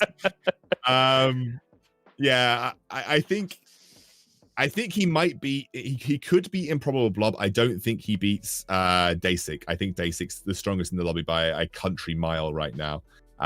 However, he has got very good items on his Fizz, so I think he can beat Improbable Blob. He's positioned for it. I think this is something that he could definitely take a win with. But I think Deisik probably beats both of them. I think Deisik's very, very likely getting top 1 in this scenario. Already on fire. You see Gunmay running away. Doesn't have a lot of hope for himself. Maybe called it a little early. No, the Jinx unable to finish them off. And it looks like we got 2 players remaining as Gunmay gets eliminated. Improbable Blob versus Deisik. And Deisik had a rough lobby last time around, finding himself, you know, from the bottom to the top. Now we're here. Excoundrel. Now 23 HP. These last items are a little bit more like cherry on top potential, but when you're 1v1, right, these last items can bring you that victory. We've got 2 Jinx comps, got 6 Rebels for Deisik. Those items, though, no IE, but the Giant Slayer should help a little bit against Improbable Blob. Oh, Deisik's in such a good spot here for a couple of reasons. A, he's picked up a Trap Claw, which is a good counter Jinx item. Obviously, we talked about it before. Trap Claws can stun Jinx when she has the when she procs her ultimate. Secondly, he has got a very, very strong Gangplank, and he also has a 2-star Aurelion Soul. Also, you saw with the sort of the difference between our 2 6 Rebel comps and the Blaster Brawler. 6 Rebels generally tends to win, unless the 6 Rebels is really weak, and that's why Blaster Brawler is generally considered more of a top 4 comp than a straight up top 1 comp. But Deisik's too strong here for sure. Yeah, that is, wow, already decided to exit before the final orb hit, and that's going to be the end of lobby number 2 with Deisik taking the victory. So these this set of lobby scores is going to be nuts when we do actually get to them, because everything kind of flipped around. You got to give props for Gunmay to get 3rd place, especially after getting kind of a disappointing 5th place in that first lobby. We're going to take a look at the scores in EncClaze and Improbable Blob tied at 14, adrehh at 13, Gunmay, Deisik tied at 11. Even CaptainRodrigues at the bottom of the leaderboard still has an opportunity. CaptainRodrigues could potentially win a lobby and put himself in the conversation. So literally anybody can still win this out. Any surprising kind of point totals there for you? No, actually the whole lobby is very close. I think, you know, like you said, there is very good opportunity for in the next 2 games for people to solidify those top 3 positions. And I think anybody from 1st to 5th is looking like they're in with a good shot right now. But like you said, even down at the bottom is you know, there is a genuine potential for them to still retain a top 3 spot in this particular fight night. All right, but before we get to those last 2 lobbies, we're going to take a quick little break, and Boop, who is me, and Excoundrel, who is you, will be coming back soon on the other side. We'll see you then.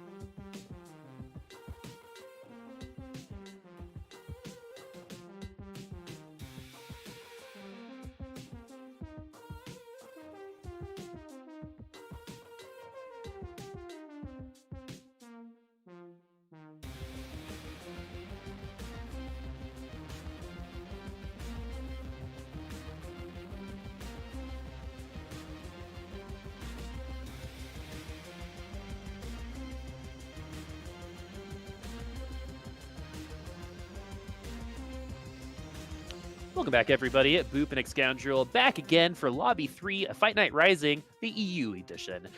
So it is going to be a pretty intense lobby coming up, Excoundrel, because everyone can win at this point in time, even if you're in 8th place. Rodriguez only with 4 points, but the way that these lobbies have gone kind of back and forth, we don't really know what the order is going to be in the next top 8. So don't give up hope right now, because everyone should have it. Everyone still has an opportunity. It's just, if I had a little bit of advice, if you want to be in that top 4, I'd probably run Jinx, as I think 3 out of our top 4 last time and 2 out of our top 4 in our first lobby were Jinx related. So maybe that's a pretty good comp there, Excoundrel. Yeah, there hasn't been any major surprises. I think if you're going to talk about things that have been consistent and what we expected from 10.13, it's been meta that we expected. It's Riven 6 Sork, it's Jinx, and we're getting a couple of 6 cyber players in the top end of the lobby as well. It's nothing out of the ordinary hitting the top end of our lobbies, and I think that says a lot about 10.13. I know the pros have got some very select opinions about this particular patch. I know Mort has got some very select opinions about this particular patch. In fact, Mort specifically tweeted out saying, "We can't fix this until 10.14 because there are too many changes that need to be made." You know, so that's basically what Mort said.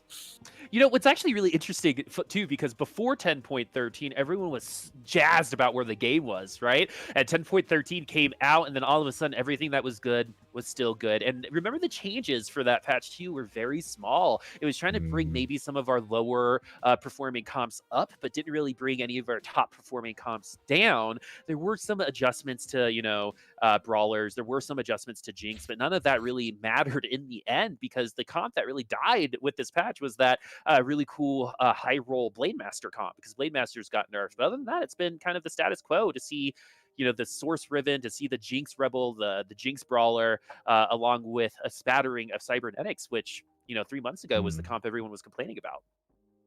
Yeah, it's definitely very interesting. I think you could cut this several ways, but I think one of the main things that I've found difficult about 10.13, I have actually found difficult about set 3.5 in general, is like I talked about earlier, the lack of any viable forecast carries that can be flexible across compositions. That's the one thing that I think set 3.5 is missing, and I'm hoping that's maybe something that we get. Hoping that's something that we get with extra units being added in the future, Boop. The other thing is that I think Battlecast is actually just a really uninspiring trait. And I think it's almost impossible to balance it so that it is going to be balanced in the meta, right? It's either going to be incredibly underwhelming like it is now, or it's going to be incredibly overpowered if the numbers get tuned too much. So I just don't think Battlecast is a particularly fantastic trait in terms of inspiring compositions or play, you know? I don't think it's inspiring that kind of innovation that maybe we could have expected in a kind of a reset for a patch. So that is that's unfortunate for Battlecast. And the thing is too, is Battlecast is one of those traits that if it is good, I don't think it will feel that great to lose or win against it. It's just passive damage, right? Or passive healing. There's not a lot of interaction when you win. And that was one of the things with some of our older comps, which is like, you want them to interact. You don't want Viger like in set 2 just to throw, you know, softballs at everybody and kill them all. Right? You want to see these comps interact with their traits. That's why I do like Rebel, like in terms of concepting, which is, all right, it has to do with placement. It has to do with where you put your carries, and that's going to matter versus a trait like Battlecast, which is you put these in, you might get some value out of it early, maybe mid, and then just fall off completely. It doesn't really push innovation. That's what I think is the most unfortunate thing with this newer trait.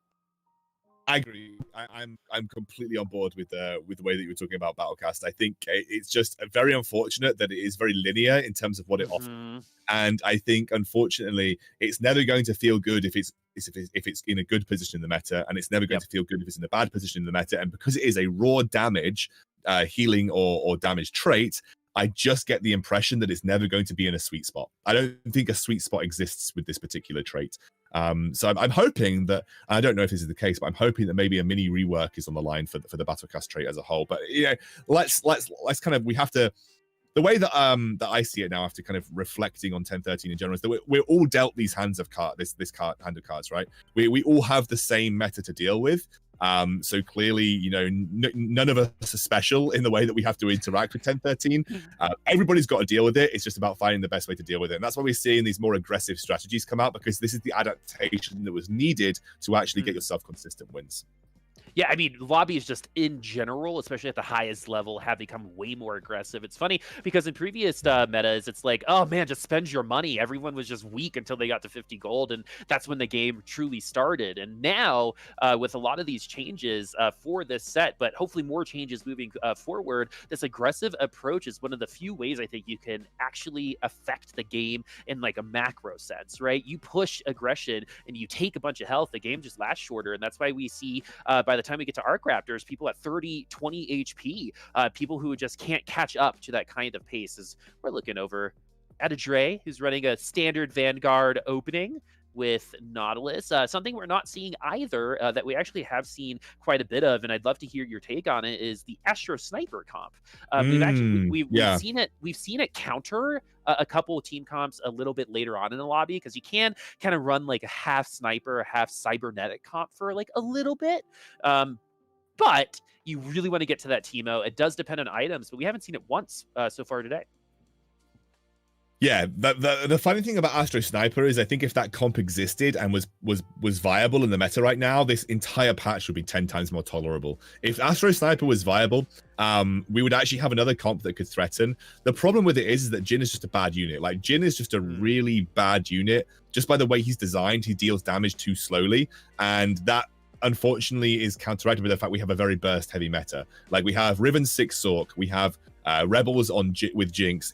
A lot of it is super burst orientated. So the kind of thing that Jhin offers, which is the single target lockdown, you know, the single target individual damage, it isn't good enough in this meta. And plus, because Vanguards are so obnoxious, like if Jhin doesn't have a Last Whisper, you know, Jhin procs Last Whisper too slowly, and therefore he's never going to get through the front line either. So Jhin himself is an inherently flawed unit in this meta, because he just doesn't deal damage quickly enough, and he's never going to get through the front line quickly enough. And with Astro Snipers, you need Teemo items, right? Teemo items are going to be the ones that actually carry you.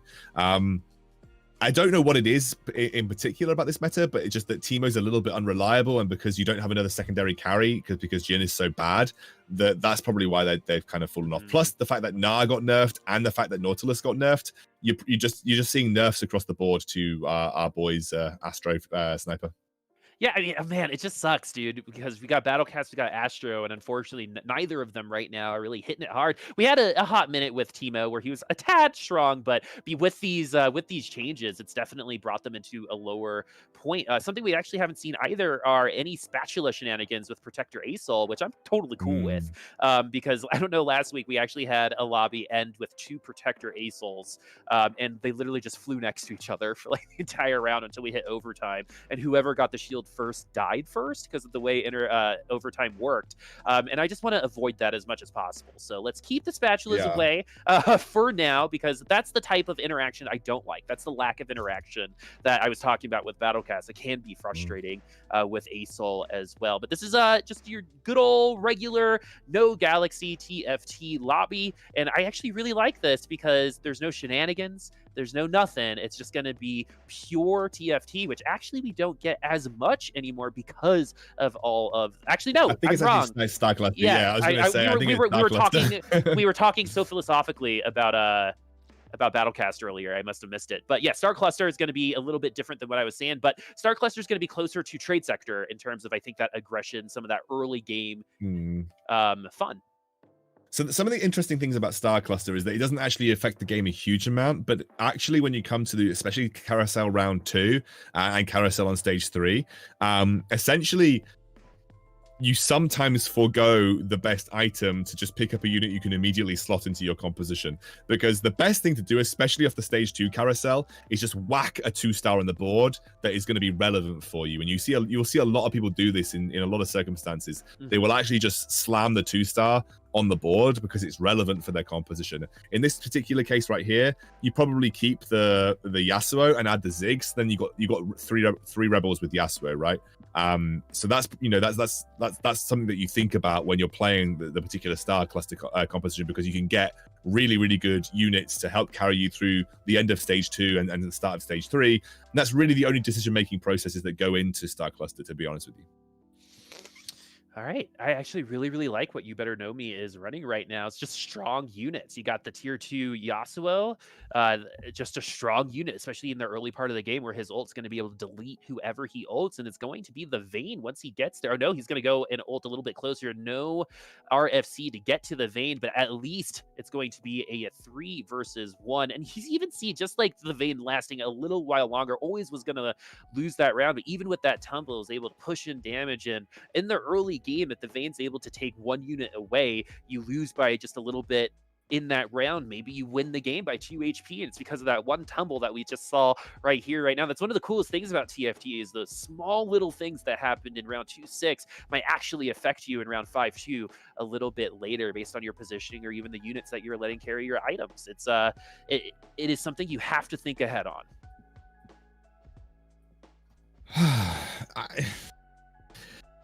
This is interesting because obviously he's looking for rebels quite clearly. I guess he wants red buff on the back of that Yasuo here as well, and then he's going to transfer the items off Yasuo onto Jinx. But yeah, he's committed. The thing is, he's just obviously committing to a Last Whisper super early on here. I guess he's just pretty confident that he's going to be able to find the Jinx at some point down the line. I don't think Yasuo is the best item holder for Jinx though. I just for some reason just don't think he does enough damage. I think Zed's usually a little bit better because he drops aggro, obviously, because he's an infiltrator. He drops initial aggro at the start. Yasuo is a little bit fetched for me. I'm not too sold on Yasuo, but I think it's just because that's what he found off the back of the carousel. Well, I think he's a little ult dependent, so those items don't find that value until he gets to that ultimate too.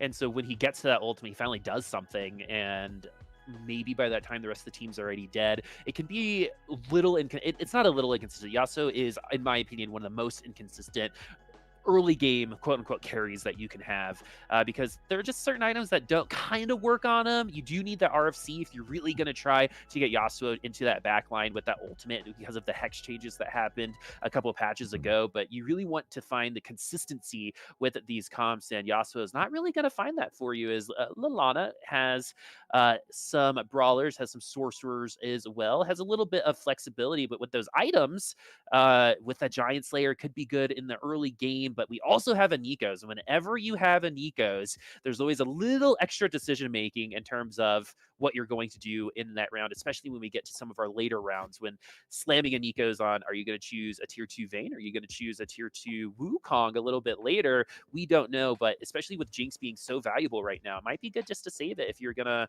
save it for someone like a Rebel Brawler Jinx a little bit later.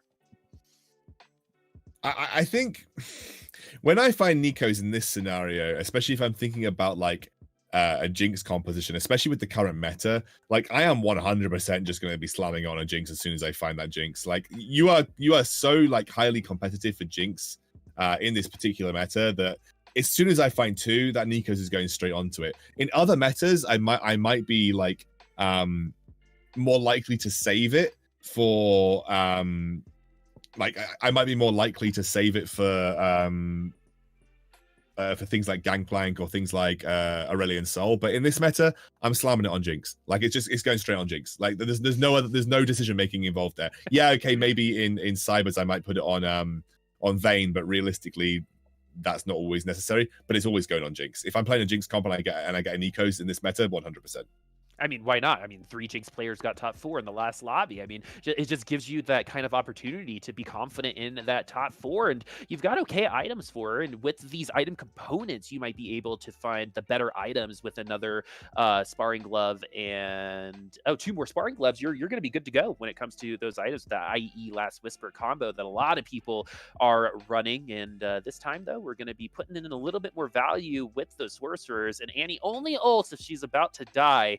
But this time around, it's going to be enough damage coming from You Don't Know Me, and they will take that round win. But laellana's sitting at 66 HP. We're coming up on a carousel 3-4 very, very soon. But we finally have TheEnclase now doing what you said would be a better option, which is let's have that Zed hold those items.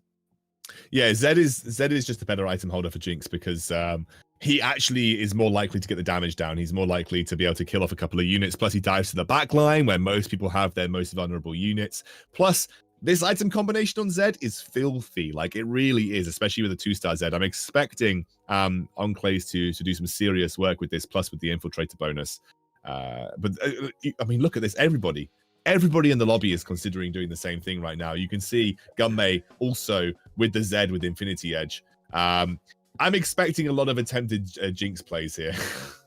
Well, and then what's actually really interesting about this lobby then is because so many people are kind of pushing the same kind of comp, that the first person who does pick up that Jinx, or the first 2 people that are able to pick up a couple Jinxes, will just eliminate the rest of the players, because you have to find value, you have to hit that Jinx, or else it's going to be wasted. No Jinxes on the carousel. In terms of units, not very strong units other than that Vayne. It's nice to get an early Vayne to you, but you don't really like the large rod on her. No.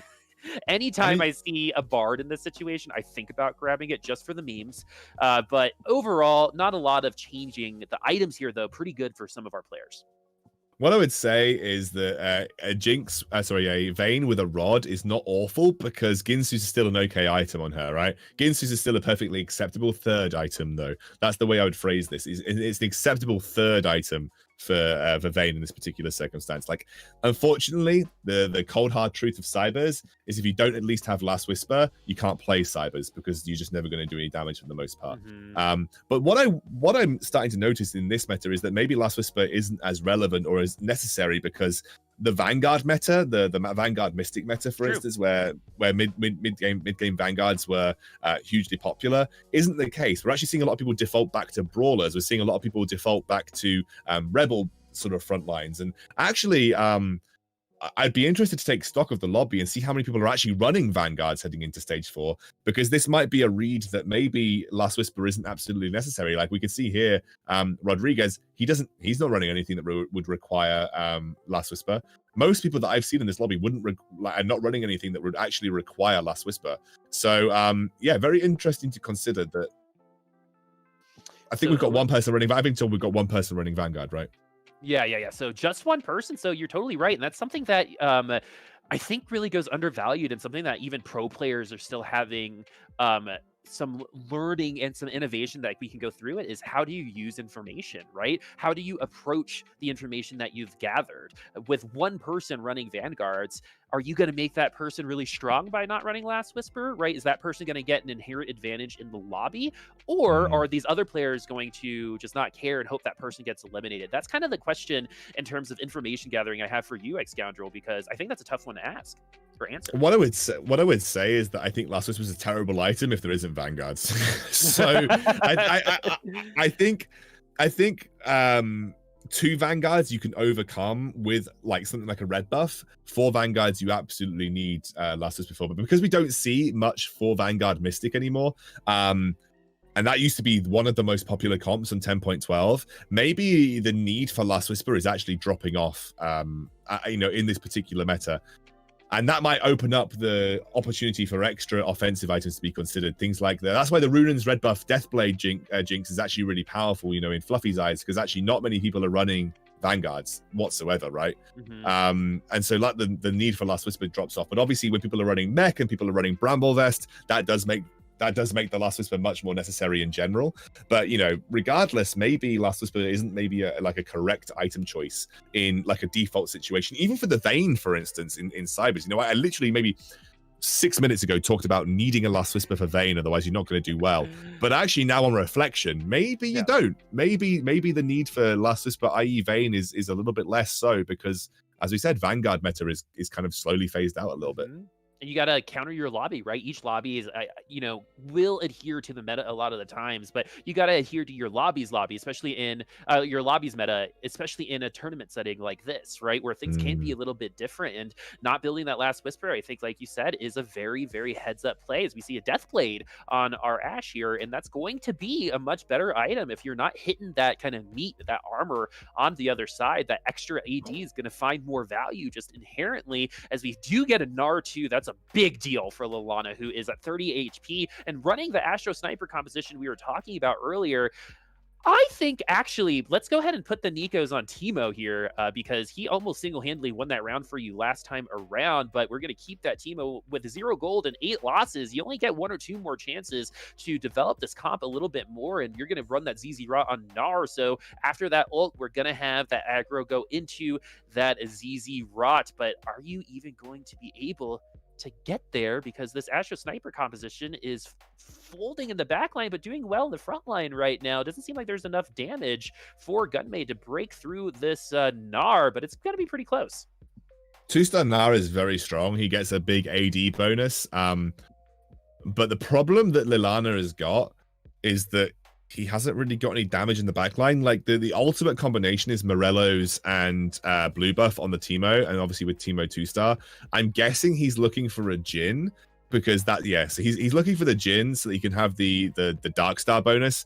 And now he's obviously got Deathblade on Jhin, but he's not very strong. And also like Astro Snipers in the meta right now are also just not very strong. But he is running 4 Vanguards, which means it's going to, like, his front line is going to survive unless someone has got the unless someone has actually physically got the Last Whisper, which, like I said, not as many people are running these days. Yeah, we actually saw, laellana, I think, won that last round because of that, beefiness in that Vanguards, right? They weren't able to do enough damage quickly enough, and Mordekaiser was able to melt enough HP. The Gnar was able to do enough DPS, as he's going to get some people thrown into the mushrooms. The Teemo going to be completely safe, and when the Astro Snipers get set up like this is a perfect scenario for them, as it's going to be an easy round win for laellana. And not a lot of damage going in on this comp. That 4 Vanguard, I think maybe it could be the former of what I asked earlier, is like maybe this Vanguard player is going to be way strong for the lobby this time around. Yeah, I mean, obviously, we've got a few people trying to go Last Whisper. We have, obviously, you just saw him beat a player that was running Zed, Last Whisper Infinity Edge. We see right here that Deisik is attempting to go Cybers, it looks like, with the, hopeful Last Whisper coming up on the next carousel round. So there is going to be Last Whispers popping up in this particular lobby. It's just the way that it is. People are very used to building those items as a default for the particular carries that they're playing with. But as it stands, I think there was only 1 or 2 Last Whispers that I saw actually completed on board. So those 4 Vanguards actually going to be pretty good. And plus, if that Last Whisper is currently sat on a Zed, it's going to take a long time for him to actually burst through here. Obviously, Improbable Blob here running the Jinx. Has 2 Jinxes on his bench, but hasn't got that completed Jinx. He is also running the Last Whisper. I'm going to just see how this lobby develops. We'll keep an eye on laellana and how he does. Very, very interesting when it's kind of a point person like that to kind of decide how the rest of the lobby is going to react, as we get some good offensive items. So if you're looking for the Last Whisper, we definitely have all of the components available for you. Even with the IE, you can do it here as well. So a lot of our Jinx players will be looking for those components. So picking first is a big deal for this lobby specifically. Going to, I think, hold a little bit more weight than some other previous lobbies that we've seen because of how competitive it's been for a singular comp so far. And it's funny because, like you said, some people are moving away from the Vanguards, moving into that Brawler. One of the early Brawler combos is Alawi with Malphite, and that just kind of holds your hand to going that Jinx direction, right? It's, I think, hard to tell your brain to go somewhere else completely when you've already got that kind of set up. And I think that's one of those separations between some of the players like me on the ladder versus these guys right here, who are able to make those transitions and make those turn really quickly type of situations and actually find success with it. It's really, really impressive, as YouBetterKnowMe also has a Nikos in the waiting. What I would say about specifically that point there, where you have things like the Alawi and the Malphite, is that there are 2 clear front lines that you run. There is really only 2 front lines that you run in the early games, either 2 Vanguards or 2 Brawlers. And I think it's quite easy to give up on those early on if you have to, and to transition into something else. In general, the way that I always look at it is that 2 Brawlers is better versus Sorcerers, because you have the flat HP to deal with the ability damage, and 2 Vanguards is always better versus AD, because fewer people have access to Last Whisper, and even if they do, they don't have the IE Last Whisper combo most of the time coming out of stage 2, right? So those are just the 2 general front lines that you always opt towards in the early game. But obviously, Brawler Blasters, especially if you're running Malphite early on, is a very easy transition. Plus Malphite, very easy to transition from that Brawler front line into a full Rebel comp, which is one of the strongest compositions, if not the strongest composition in the game right now. I totally agree. You better know me. Going ahead and leveling to 8. Has the Aurelia 2 in the pack, but maybe doesn't have enough money to actually get it. That's one of the worst feelings in TFT when you see that Mm, star highlighting that card and you just can't get it. And now it's a decision of, do you lock it? No, not until the end of the round, because you could just sell the Ez if you win at this round. But You Better Know Me hasn't won a round in 7 rounds in wow. general. Will things change? Right now, it looks like his comp is staying alive a little bit longer than usual. The mushroom's not really ripping through that HP, not able to get to that vein in the back line, as laellana is going to fall to You Better Know Me. And that's a really big deal for him as he finally ends that lost streak, gets that Irelia, gets to save, gets to see a new pack of cards on the next round. And that could actually be a really big deal for them, as TheEnclase is going to be on top of our lobby, on fire, 6 rounds in a row. And look who we have here. Surprising, shocking stuff here at Excoundrel is we've got Jinx. Absolutely flabbergasted, mate. I cannot believe it for the life of me that our top player is running Jinx. I mean, like, who would have predicted coming into this game that this would be the Nobody. case? But what I would say is that he has got another strong component. Fizz is still a strong individual unit, and a double Ludens gives an extra amount of burst to the Fizz. So he's generally just got a really nice combination of units. Plus, whenever you run a Jinx, you want something that's going to help facilitate a reset. You want something that's gonna allow you to immediately seek like a kill for the Jinx. And in this case, the Fizz, that's going to allow the Jinx to seek a reset much more quickly, because if the Jinx gets at least one blaster shot onto the back line, then that Fizz is going to offer her an assist opportunity, which is going to be great. So I think he's got a really nice setup to allow the Jinx to pop off very early on into the fights.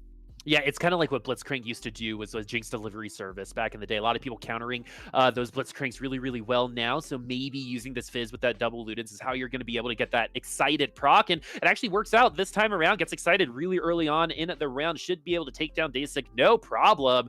Even a level behind him. And again, that just goes. Jinx is strong. Again, nobody thought this was going to happen. Absolutely insane craziness on the screen right now. But I don't think a comp should ever be this consistently strong and this consistently in at the top 4. There's not a ton of counterplay, because the counterplay there isn't a consistent type of counterplay. That Jinx can still win against them, and just a little bit too strong. It like really is able to dig their heels in and just kind of stick into that top 4 of the lobby. I feel like I could talk about this forever, mate. I really could. I'm not going to, but I could talk about this forever. The thing that makes Jinx strong is that there is a lot of units that facilitate her, and also she's a unit that can go into 2 distinctly different compositions, although they have similar goals, right? And that's good, because that allows you flexibility. I don't feel that there is as much flexibility in the current meta in terms of those types of units. There are very few units outside of Jinx where you could feasibly go into 2 different compositions requiring 2 different sets of units, right? And that's what makes Jinx strong. Plus the fact that she's very, very flexible with her itemization. Yes, okay, there is itemization that works better on her, but there is, she can use a whole host of items: red buff, runans, infinity edge, deathblade, last whisper, any of the AD items that you want to work with, right? Jinx and giant slayer, right? So she's got items that you can work with. And although some are more optimal than others, she's like flexible in that sense. That's what makes her so strong. And because she's just a good unit, when she gets her resets, there just isn't any other units that come close to what she does and how flexible she is. And that means that you can get out of really bad situations more often than not.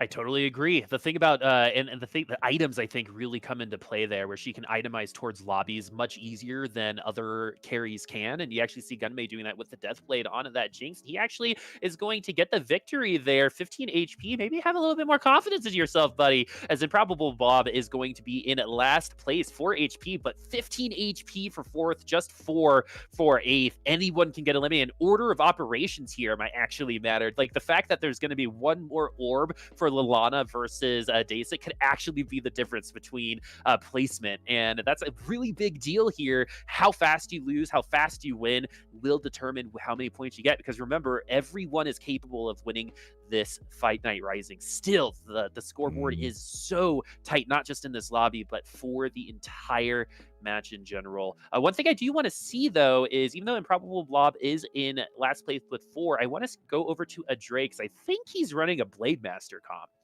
with a Yeah, stacked yeah. Master Yi. Yep, there he is, 6-blade Master. This is by the way, this is not a bad comp, right?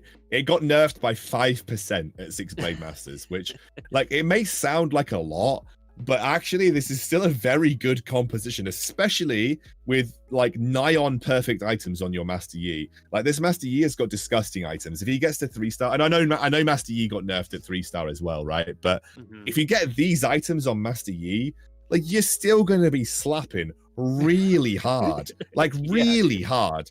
So the problem is, and the reason why it's not as strong as it used to be, is this comp required you to either get really lucky on your slow roll, or you needed to have an elongated mid game. But because everybody is so aggressive right now, there is no such thing as an elongated mid game. So therefore, this is why this composition has fallen off more so than the nerfs. It's just the meta has evolved that slow rolling, it just isn't.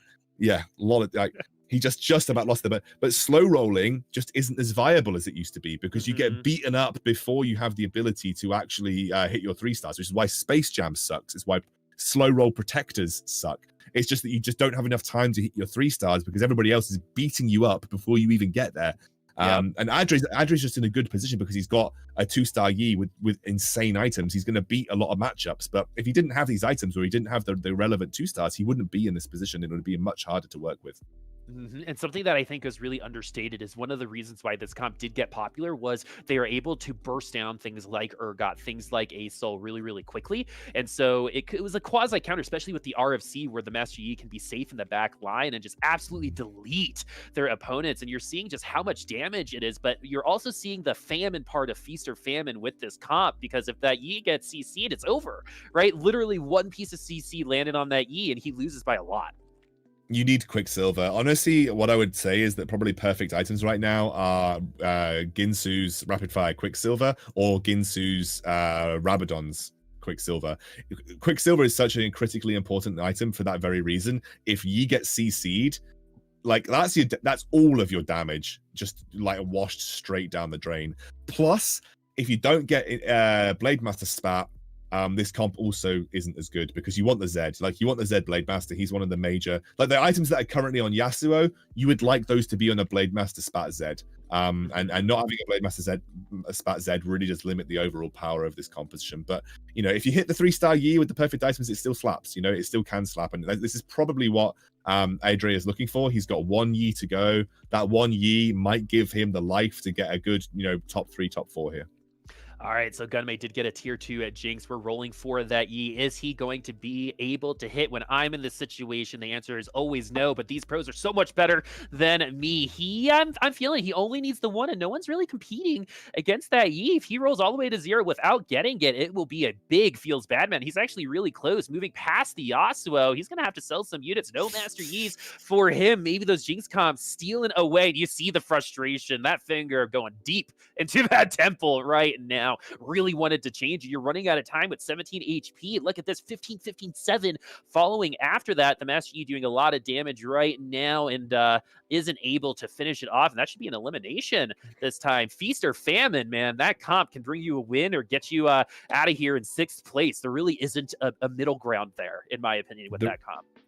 There is no middle ground with that comp, but to be honest with you, like, with Rebels being so popular, and even though they did overall increase the amount of 3 costs in the pool with set 3.5, with people going Rebels now, with Rebels being so popular and a 2-star Yi just being a general solid unit, like, you are getting limited in terms of the Yis that are available, and they are being competed for, you know, more so than you would do usually. So it's just kind of the way the meta is at this point in time, Boop. It's just that Yis are being used for other comps, and sometimes it's a little bit more difficult to hit that 3-star Yi. He was so close, but, you know, I think there were like maybe there were 6 Yis out. Look, there were already 6 Yis out of the pool. I think he was searching for maybe the last Yi, or maybe one of the last 2 Yis that were actually even available for offer. So yeah, it just, you know, he was just competing against Rebels, and that's how it is in this current meta.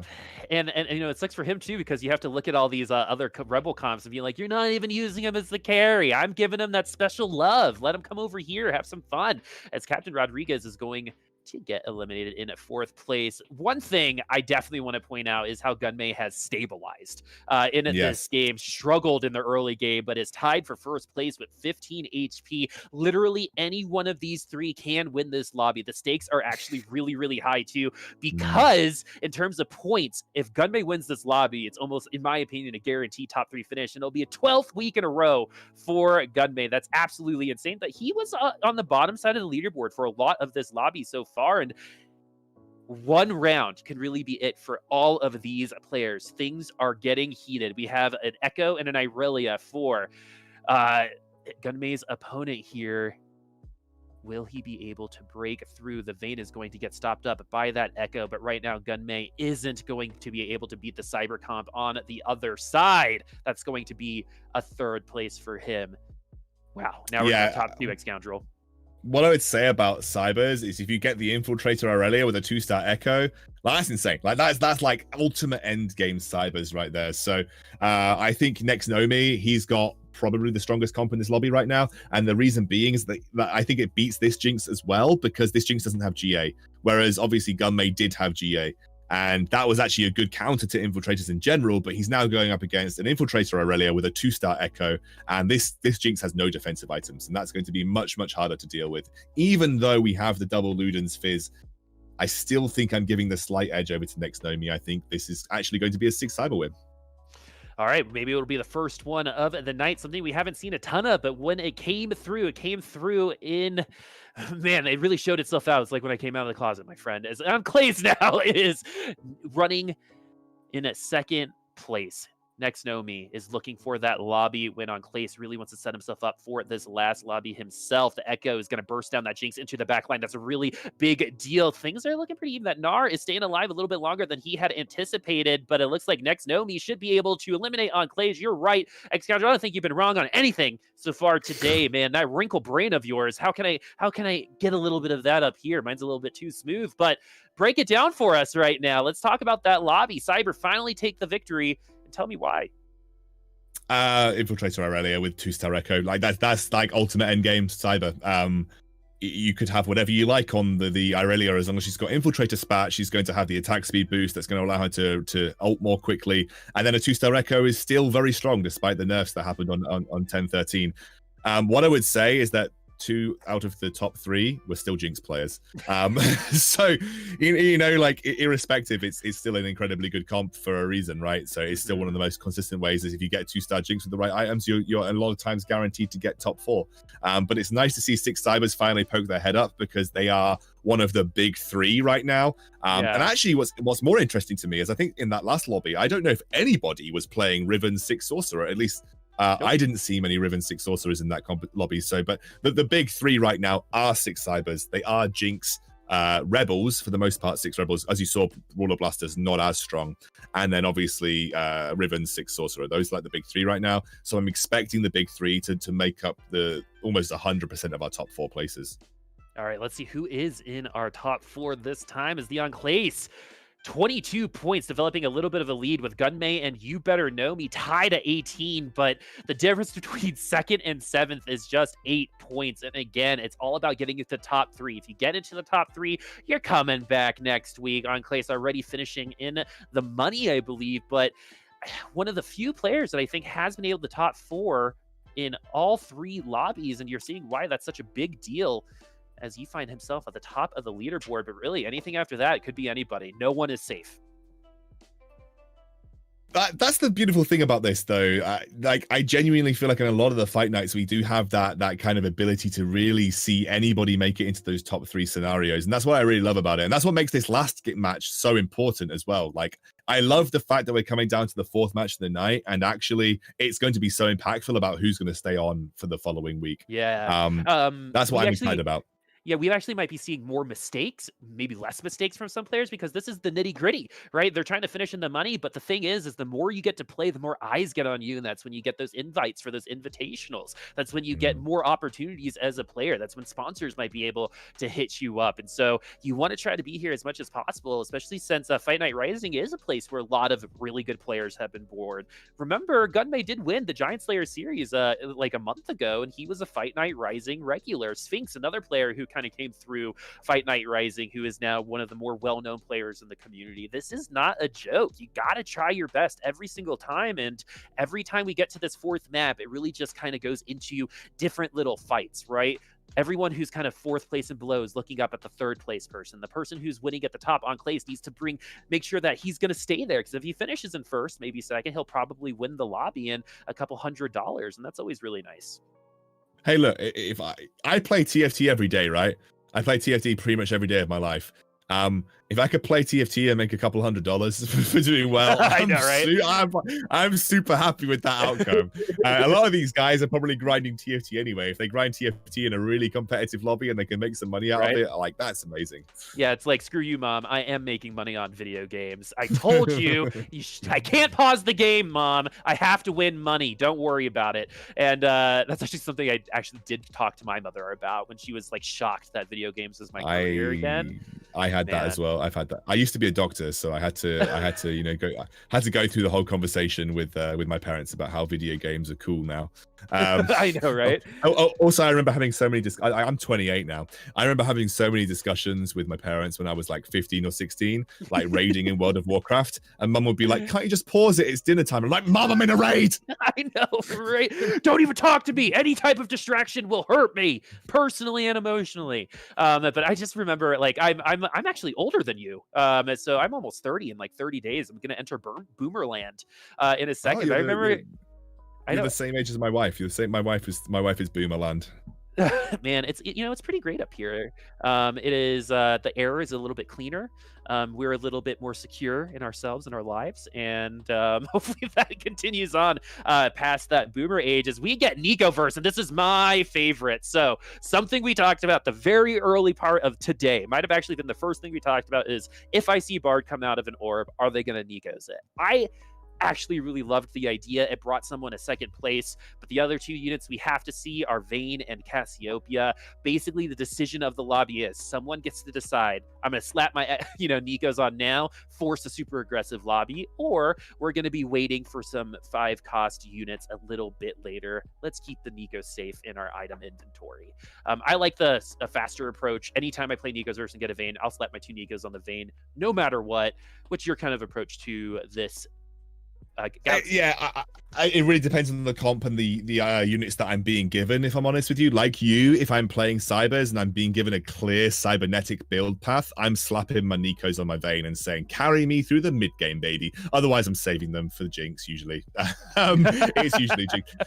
I think you have, like, in the current meta, I think you've got some very clear and distinct options with Nikos. Because the beautiful thing about this, by the way, is that Nikos now create extra copies even if they are no longer in the pool. So one of the great things about this particular game is that I'm expecting a lot of super aggressive 6 or 7 rolls to find a single Jinx, and then you're going to immediately double Nikos it. I'm fully expecting that. The other way I would save Nikos is potentially for an Aurelion Soul. So I'd either save them for, I'd slam them on the Vayne for a cybernetics build. I might slam them on a Riven, though less likely because I think Rivens are slightly less contested. Or I'm slapping them on a Jinx or slapping them on an Aurelion Soul. And that's the way I'd be running with it. Man, pretty slap happy yourself, if I say so. CaptainRodrigues is going to keep those Nikos on the bench for now. But the other thing is if someone gets a spat in this NPC round, you are going to be going for A Soul. That is the direction that spatula takes you, especially with knowing that you have 2 Nikos. Once you hit 1 A Soul, you'll get A Soul 2. Protector A Soul 2 is an enormous deal. And if you already have that giant spell, you actually might be looking for a Protector A Soul, which is something we haven't seen in 4 lobbies so far. Hopefully we are 4 for 4 with that. But right now we're seeing some very common openers. Adrehh, I like the risk taking, man, on that last Blade Master comp. Unfortunately, it didn't work out for him, but at least he showed a little bit of moxie there, Excoundrel. So he's a risk taker, and I like that. Absolutely. Like, you just got to go for it sometimes. Like I said right at the start of the broadcast, I'm interested to see how the pros approach these lobbies, because it's quite clear that, and as we have seen from results, that people are just trying to go for Jinx. So if you're in a situation where you don't natural a Jinx, what's your game plan? Where are you going to go? Where are you attempting to play outside of a Jinx game? And so things like the Master Yi, although it didn't quite work out for adrehh, those are the kind of tactics that I'm expecting to see more of, because people need backup plans. Like, there needs to be backup plans available. Otherwise, you're going to end up not finding jinxes and end up just coming at 8th regardless. So that, yeah, I think those are important things to consider. And the blade bro composition, almost called it by the naughty name, the blade bro composition is something that, you know, I think is fair. Yeah, you don't want to get on the wrong bus, if you know what I mean. laellana is I went for it anyway. laellana is going to be sticking to those Nikos. You know, sometimes you gotta go for it. That's what I'm saying. Anyway, now it's all about developing that board, right? It's all about developing your win conditions. And we've got 3 Nikos for laellana. So even more flexibility involved for them. And now with 3 Nikos, I've never had 3 Nikos. What would you even do with this type of economy at the tips of your fingertips? Yeah, this is interesting. He's got Zeds, right? So it's quite clear that I think he's trying to go for a potential rebel strategy from this point onwards. 3 Nikos to me screams Jinx 2 plus Aurelion Sol 2, which is like ultimate rebel late game. That's the best way that I would be thinking about using Nikos in this scenario, but obviously there are lots of things to consider. Now, laellana has actually got a Warmogs on a Xin Zhao, so maybe this is a protector game, because slamming a Warmogs this early, it's not a particularly useful item outside of protectors, if I'm honest with you. I totally agree. And the thing about Warmogs too, which is actually interesting if you are going protector, is spat plus giant spell is the protector spat, right? So you could have had the opportunity to find a spat and get it on your ASOL, but deciding to invest both of those item components into your Xin is actually telling the lobby something, and maybe we're seeing something totally different here. Xin is a really good unit, was broken at the beginning of this set, and can get you to a top 4. You just got to be able to get those right items, and honestly, a tier 3 Xin is one of those really important components to try to bring you into that top 4. So when you're playing protectors, like the real thing that you need for your game to go right is a super early Xin Zhao 2. So you really need a Xin Zhao 2 to hit your game early, right? So if he doesn't have a Xin Zhao 2 by the time we get to Krugs, I think laellana will be a little bit upset with his life, especially if he's committing to a protector build path. But also what I'm looking at here is that actually he hasn't really got a full commit to any one particular way. But I think protectors is definitely on his mind. It's usually on my mind when I'm considering a Warmog slam. But yeah, you want to have a Xin Zhao 2 as early as possible, because if you don't have a Xin Zhao 2, life gets really hard from stage 3 onwards. All right, you better know me. Already losing a good amount of health, as well as Rodrigues. Being at 82 and 84 health at this stage means that you're losing by 3 or 4 units on every round.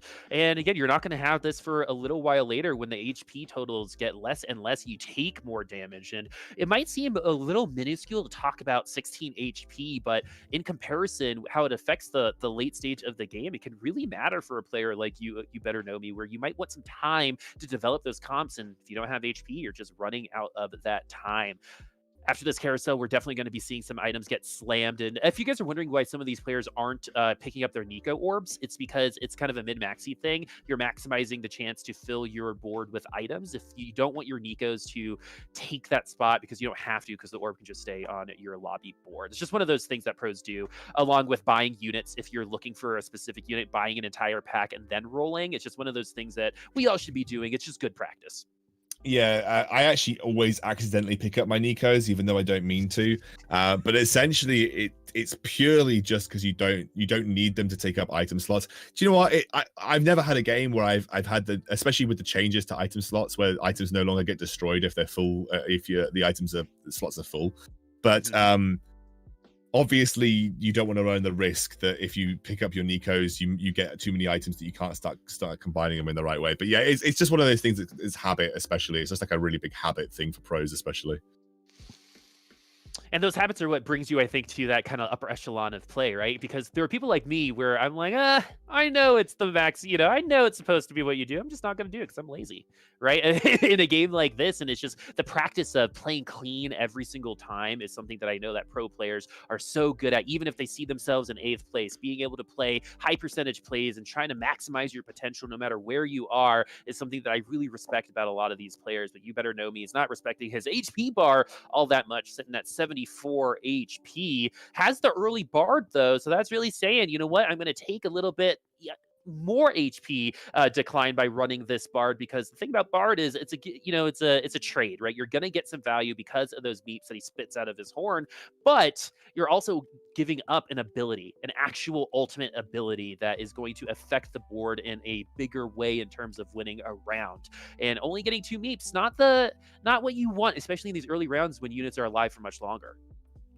Yeah, Bard is a trade-off, and Bard always will be a trade-off. He's one of those units that you have to make an active decision to significantly weaken your board to trade off the fact that you're going to be getting more experience. From what I saw from TheEnclase there, I think that he maybe was running Bard. I probably thought that was a little bit too late into the game to just run a random Bard. I don't think it's going to make as much difference at the stage that he's at right now. The ultimate value Bard rounds are 2-1 to 2-5, 2-6. Beyond that, like, your enemy comps are going to start getting significantly stronger, and Bard's not going to have as much time to generate meeps, especially after the Krugs. I usually ditch Bard at the Krugs, because following that, comps start to come online. Following that, people's damage starts to ramp up, and actually saving HP is much more important in stage 3. So if I don't get a Bard super early on in stage 2, I almost never usually bother. All right, so YouBetterKnowMe did already get another Nico. So we got 2 players with 3 Nico's helps, and that's a lot of options. But something that I really struggle with when I get options like this is something that I like to call option paralysis, right? When you have so many ways that you can go, sometimes you just make no decisions and you end up losing. And we've seen that happen to a lot of these players. So I definitely want to take note of, if you're holding on to these Nikos just a little bit too long, if maybe you're using them a little bit too early, because that option paralysis can make you and bring you to wrong decision making. And it happens all over sports, not just in TFT. It's just a thing you have to deal with when you have choices to make. Yeah, I that's one of the things that really sets apart the best players in TFT from the average players in TFT. It's making the correct decisions when you have so many available to you, especially itemization decisions. They are some of the most important decisions that you can make in this game. And when you have lots and lots of itemization decisions available to you, making the best decisions is what really makes these guys better than me, better than you, et cetera, et cetera. And that's like you said, the item paralysis stuff is the really important things to take note of.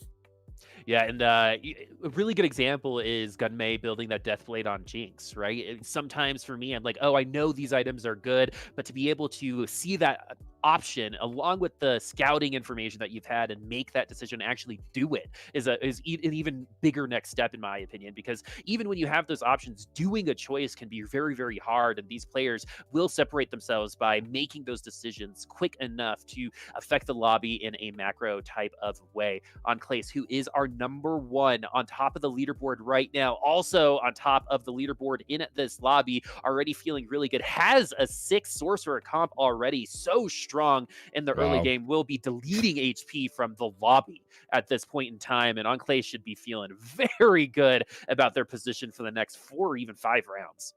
I mean, I'm almost willing to go out on a limb and say TheEnclase is probably top 3 in our entire tournament for sure, just based on this start, just based on the units that he's got. The fact that he's got a 100 HP advantage, right now. And when you have a 100 HP player, especially running Sorks, because Sorks are so explosive, you generally do a lot of damage, like you said, and you're generally going to start knocking people down. I mean, we're at 3-3. TheEnclase is at 54 HP already, that's nuts. Like, we're literally 1.5 stages into the game. The guy's already lost half his HP. And when you've got high rollers like Improbable Blob and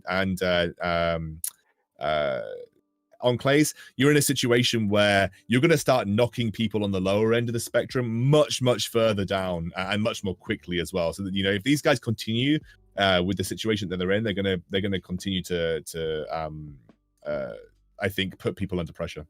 Yeah, and I totally agree because if you're next to me, yeah, you did just get this round win, but now you're starting to get a little nervous about how much money I spend in this round. Do I invest and try to, flip the script and get on a win streak, try to compete with the people on top of the leaderboard? Mm, It's really difficult to kind of understand where your place is, especially in Nicoverse, because the entire lobby can change once someone uses their two Nicos on somebody, right? It doesn't matter yeah. where you are. If you get your jinx really, really early, or especially on these carousel rounds where you actually start seeing on Nicos people picking champions instead of items just to put them, at an advantage. Maybe you put your two Nicos on, a jinx that you pick up from this round. None of these forecast units are ones that I would invest. Aurelia has fallen off a lot in Mhm. this meta, but in general, like things can definitely change, on a pin, and Next Nomi can be at the top of the leaderboard, but it's all about when you pull the trigger for our friends on the bottom side, right? Because there's again a lot of options, a lot of choices to make, but how you spend your money and how you try to conserve your HP is the number one priority for Rodrigues and Next Nomi right now. Yeah, and I think like because of the situation that they're in, they're going to be forced to utilize economy to roll and try and stabilize, and that's where you come into sticky situations, because if you don't get a really big hit on your rolls that you make, you're going to be in a situation where you've wasted your economy, you didn't necessarily hit what you wanted to hit, and then furthermore you're in a situation where the enemy is at really high HP, really good economy, and you're not actually that much stronger than them. So that's why it's so awkward low rolling in this meta. If you don't high Mhm. roll on your roll down, then you just might as well FF. You might as well just say, great, I'm Go on to surrendering the from next here. one. Yeah, Yeah, I exactly. mean, Go even next. if you kind of read the pros, a lot of their negative takes on this particular patch is it's all about just hitting the right unit, right? If you don't hit your jinx, you're just not going to hit a top four. And if you do Mm. hit your jinx, then you probably are. And when it kind of boils down to that, yeah, it's a little, I think, elementary to kind of speak on it like that. But I think it definitely has merit in terms of, okay, now it's just hitting the units and you win. It doesn't feel as rewarding when you win, and it definitely doesn't feel good when you lose. And I think that's one of the bigger parts in terms of balance here that I have a hard time with when I'm losing to those jinx comps, because sometimes it's just like I just didn't get my jinx or I didn't get my Riven, and now I'm just in seventh place. I think the decision making that has come with 10.13 has been taking the calculated risks to get access to those units more quickly than anybody else. So Mhm. the real decision making that I feel that exists on this patch, and what really separates out good players and bad players, and I, by the way, donated about 400 LP this patch. I went from like Grandmaster to Diamond 1 because I really suck at this decision making, and I don't do very well with the calculated risk rolling. That's what this particular patch rewards. It rewards calculated risk rolling, and this is classic Deisik, by the way. Deisik is like, I might as well just go next here, I'm done. But yeah, this patch rewards the ability to make calculated risks and calculated rolling, and obviously then if you don't get rewarded, well, that's it, FF. If you do get rewarded, then you're in a good spot. hmm And I mean, even at this round, right? We're getting into our next NPC round, the Infiltrators, and we've got two people under 50 HP, and that is really, really bad news. They say if you find yourself around 50 HP at this point in the game, you are almost screwed. There just isn't enough room to work with. So it might be time to aggressively use these Nikos, maybe on units that you normally wouldn't, because you're just running out of economy to work with. And so I'd love to see Next Nomi and see where his comp is as well, because I don't believe anyone has really used their Nikos up except YouBetterKnowMe or Next Nomi in the lobby still has one Nikos, probably used one of the Nikos on the Jinx, has IE Last Whisper. So if between Deisik and Next Nomi, I probably want to be Next Nomi right now based off of the Jinx, but both Mhm. players still struggling to stabilize. This is going to be a very important round for both of them. Yeah, you just need to start slamming jinxes. Like, this is why Gunmay has got both of his Nikos left available, because he rolled down at 7 and found 0 jinxes, and therefore he's not able to use those Nikos in a positive way. That's the problem with Nicoverse in this particular meta. It's just whoever hits the first jinx uses those Nikos, and then those and like basically what happens is that those jinxes do get removed from the pool. But if there are no more jinxes in the pool, then obviously you can use the Nikos to get the 2-star. But if people are using the Nikos aggressively on the jinxes, then they're still removing jinxes from the pool, which is going to reduce your chances of finding jinxes on your rolls, which is why the first jinx often puts you in a good spot. Yeah, I think pound for pound, I like the aggressive Nico just in general. I think it just forces the other people in the lobby to make a decision of some sort, right? Like anytime you can put into someone's mind, do I use my Nikos now? You know what I mean? I think is really good for you because then maybe some mistakes start happening because they're deciding and there's so many things to decide on that maybe the cleanliness of play isn't going to be as easy to come by. But looking at the lobby still, most of the Nikos available. We did have 2 players with 3 Nikos. Oh, I actually believe NextNomi was one with 3 Nikos, so did just probably use 2 of them on Jinx. Has one Mhm. remaining. So again, that flexibility is going to be really great, and especially if you're running that Jinx, once you get to that ASOL, you have that safety Nikos available for you. But this tier 2 Jinx didn't last very long. As much as they wanted to. Deisik though has the Riven, who is going to win slash take 2 Yeah. away. This isn't over for this Riven. Can definitely still win this out. And it looks like they will, because one more win slash will be taking this Rakan out of the game.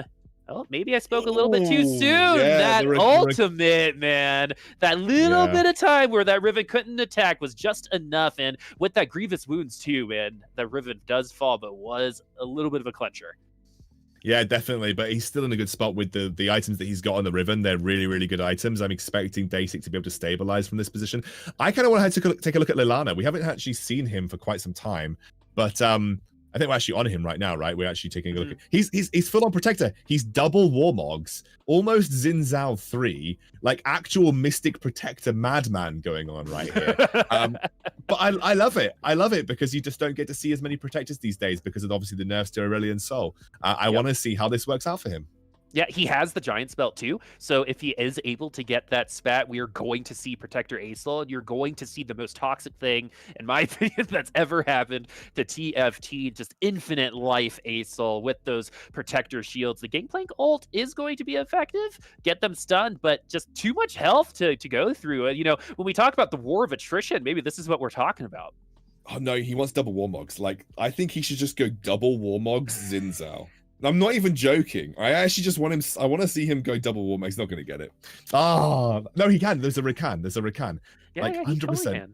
Oh no, he's going for something else with the. He's going something with the rod. I'm But guessing he's why? making a. Bring me the why. Why is the Warmog so exciting for you?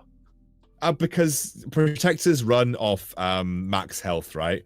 So protectors run their shield based on their maximum health value, and Warmogs was changed to give you 1,000 health. So then just giving a random Xin 2,000 health, you're giving him an extra, well, I think at four protectors, you're giving him an extra 800 shield or something like that. That's like an insane amount of shield to just randomly throw on your Xin Zhao.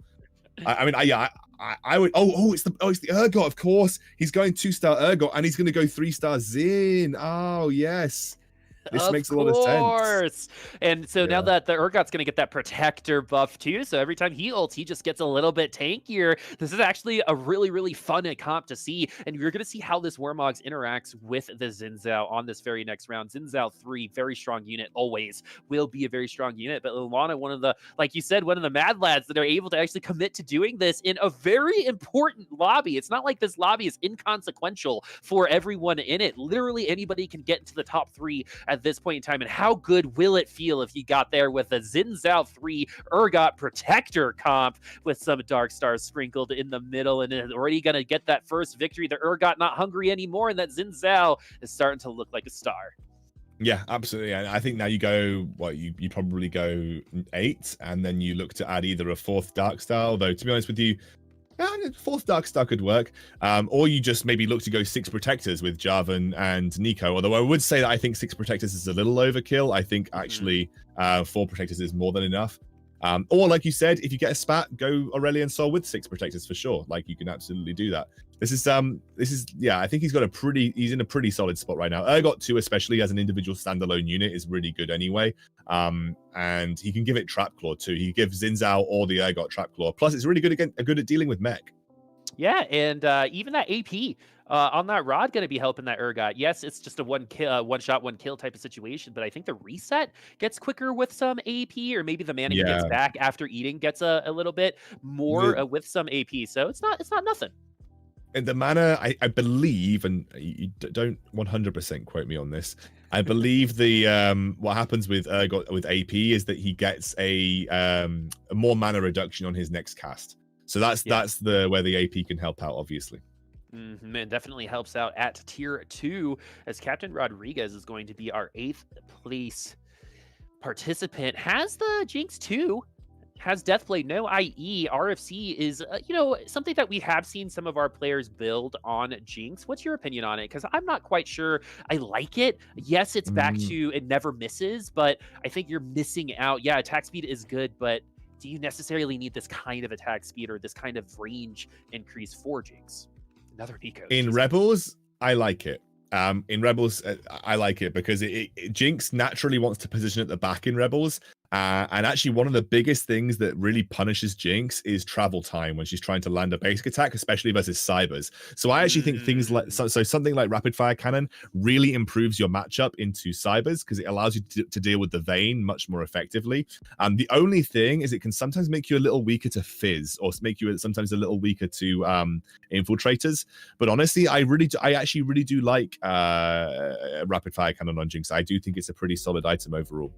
Yeah, not just for your Master Yis or your Rakans. Jinx could definitely find some value there, as we're going to get to see it this Protector comp. And look at how massive those shields are. But the Yasuo is going to slice and dice through that backline. The Urgot is still alive, is going to get some tasty food. It's going to be up to this Urgot to eat some of the more important units. But the Rakan also with the Warmugs. Jesus Christ, this team does not die. Yeah, and actually, because he's got the Giant Slayer on the Ziggs rather than on the Jinx, which means he's not able to get through that Xin Zhao as effectively as he would have liked. That's one of the drawbacks. Obviously, Giant Slayer, I feel, is a very situational item. I don't feel, do you remember pre 3.5? You'd slam Giant Slayer in any Blaster Brawler comp, in any Blaster comp in general. Yeah, whenever. Yeah.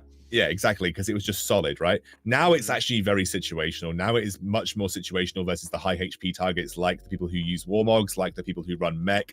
And that's why it's not always 100% a slam on Jinx, for instance. But in this particular scenario, man, I would have loved to have that on the Ezreal. I would even be considering selling the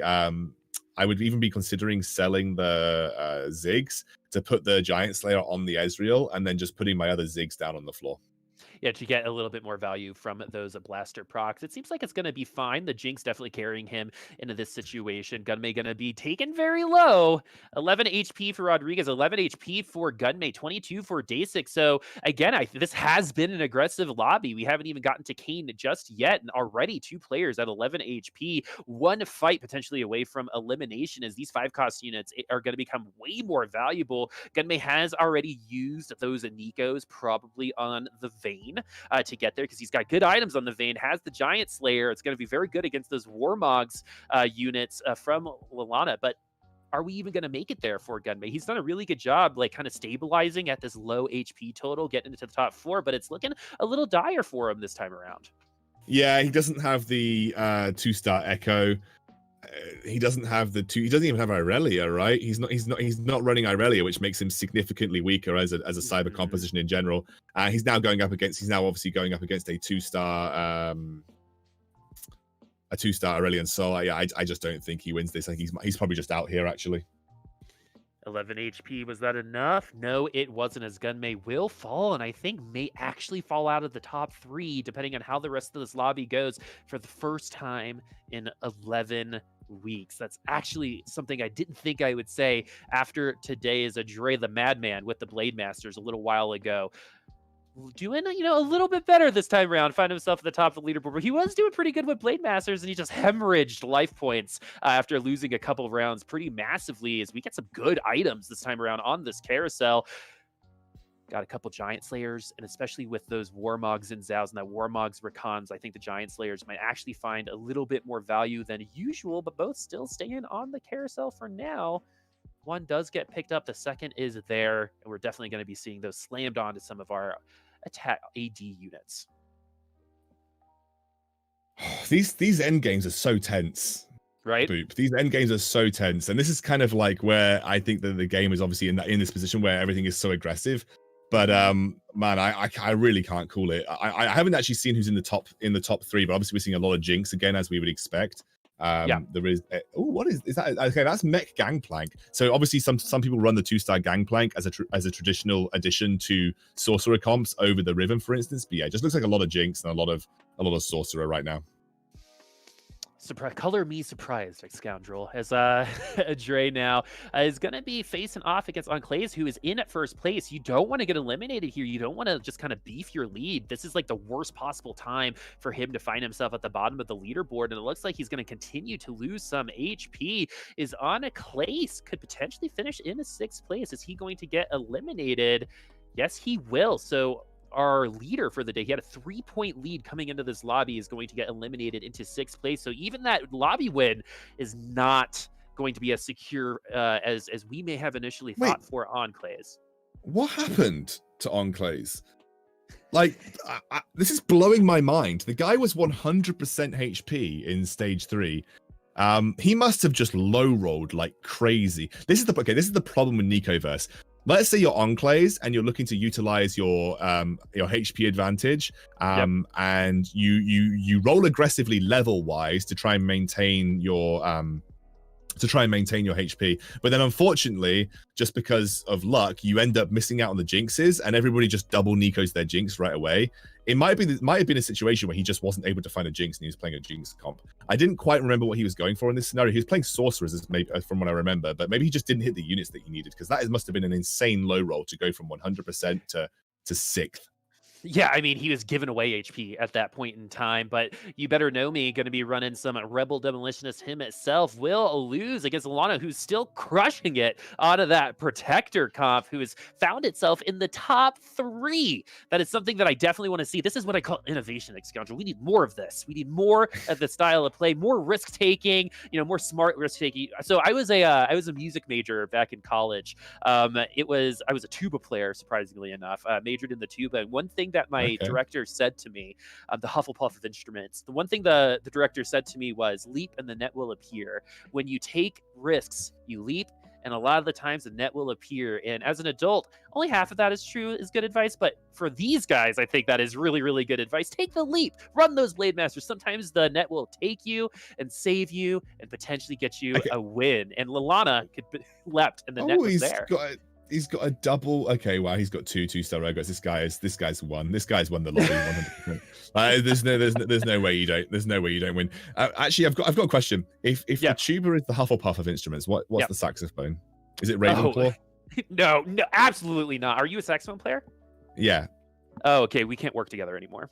Okay. Just what's the saxophone? Tell me what the saxophone is. What Harry Potter house am I? Okay, so saxophone is probably Gryffindor, to be honest with you. I think it's a little. Yeah, I know, right? And I think they think they're Gryffindors more than anything else. But I think there's probably a split. Like Barry sax players are probably Hufflepuffs too.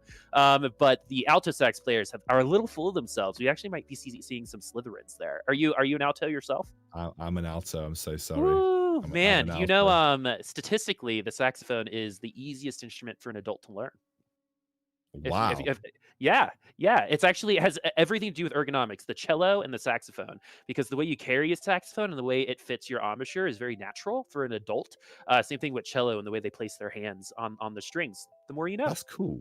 That is cool. Yeah, I mean, I learned as a kid, but now I know if I was to learn as an adult, it would be easier. Yeah, exactly. And so, and a little bit more music history for y'all. The saxophone was invented because the French horn was a little too hard to play back in the day.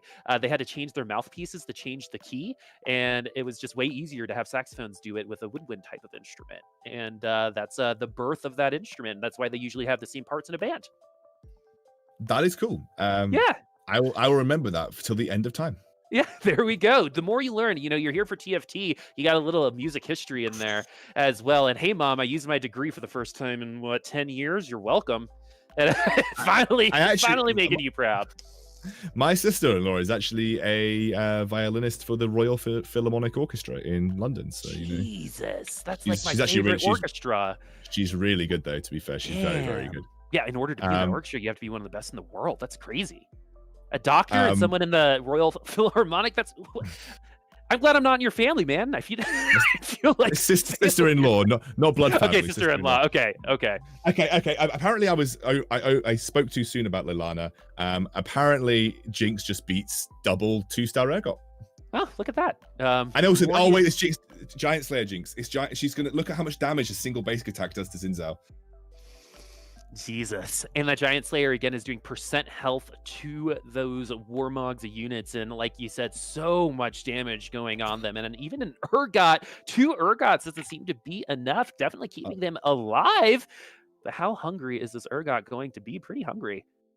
Yeah, actually, from what I'm seeing here is that we've got a 2-star Aurelian Soul with a Giant Slayer and a Jinx with a Giant Slayer, which makes them doubly effective against protectors. But what happened in that scenario was somehow laellana's Urgots ate the Jinx, followed by the Giant Slayer and Aurelian Soul. So he just managed to like luck into 2 really important Urgot eats. I'm not sure that's going to happen every round. I'm probably going to rescind my laellana wins this lobby to favor adrehhh in this particular scenario. Yeah, and adrehhh running that Jinx Brawler comp, one that we've seen in the top 2, at least, I think, in every lobby so far. And I think my prediction earlier was right, 50% of the top 4 in every one of our lobbies, I believe, was running Jinx. But we could have never predicted the Protector comp in 2nd place right now. Definitely something that I want to try a little bit more. When you see something a little different, it's like when you eat mac and cheese every day, and all of a sudden you get, a hamburger, right? It just feels good, even though it might not be as good for you. Just don't try it, by the way. Will do. I'll listen to you. But yeah, if adrehhh wins this, he wins the entire tournament, and only 13 HP for laellana means that this could potentially be the last round for them. But adrehhh is going to fall instead. 17 HP for adrehhh, 13 for laellana. It's all about who these Urgots want to pick up in at the end. They have to pick up a carry. Unfortunately for laellana, the Ace Soul Protector was not a possibility, but will be getting a lot of damage down onto adrehhh. This is potentially our last round. What I like about the way that laellana's changed his positioning is he's double trap clawed the front line. He's making it much more realistic for his Urgots to actually pinch the Jinx, which is giving him a much better matchup here versus adrehhh. So I'm going to maybe go back on my opinion that he wins the lobby. Well, I mean, unless we get even more flip-flopping here, Excoundrel, I don't know if I can trust you anymore with these predictions, but I think yours might actually ring true. And at the end, these double Urgots are definitely going to be tough to deal with, and we potentially could be seeing a laellana lobby win. What does that? No, laellana lobby lost. He's going to get eliminated. Those 2 Urgots will not be enough. adrehhh will win at the lobby and Fight Night Rising, but I'm really curious to see. No. laellana. Okay, so my eyes suck today. I'm sorry, everyone, as laellana did win. So everyone play Protectors. That's the moral of the story. But we'll see if adrehh was able to overcome the lobby deficit anyway. Listen to me, the guy who has 2 barely functioning eyes, I guess. If you knew what this prescription was, it'd be absolutely insane.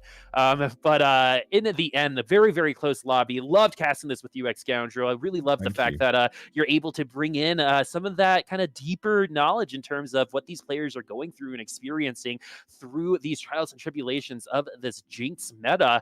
But yeah, Jinx ended up winning most of our lobbies, except for that last one. We got a Cyber winner, we got a Protector Xin Zhao winner, and 2 Jinxes taking the victories of our lobbies. We're still tabulating those scores to see who will be in at the top 3. But Excoundrel, anything you kind of want to point out or you're excited about for these players and their performance today?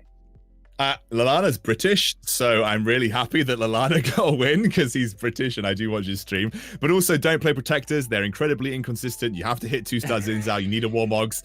Like that, laellana made it look good. Trust me, they're not good. They're not good. All right. I've been told that apparently we've got scores boops, so we can have a look, I think.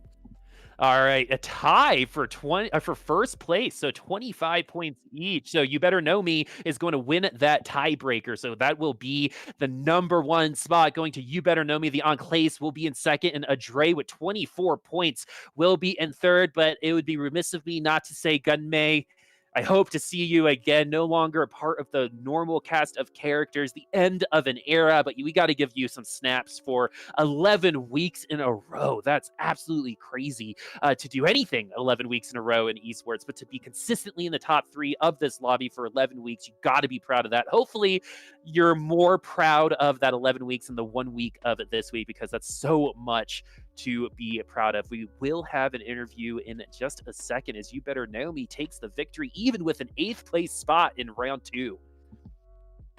Do you know what? when he joins, I'm gonna, because I resonate with him. He donated like 700 LP apparently this week, and I resonate with that because this patch sucks. And I donated like 400, but he still wins. He shows he's still possible, you know. Yep, it was an investment. It was a 700 LP investment just for today. But I think he's in the chat. Do you can you hear us? Yes, hi. Well, congratulations. After getting 8th place in Lobby 2, did you even think you were going to get this interview, winning the whole thing, my friend? Really not at all. I was expecting to get 8th overall, and I have no idea how I did it. Well, I mean... Apparently you just hit Jinx. So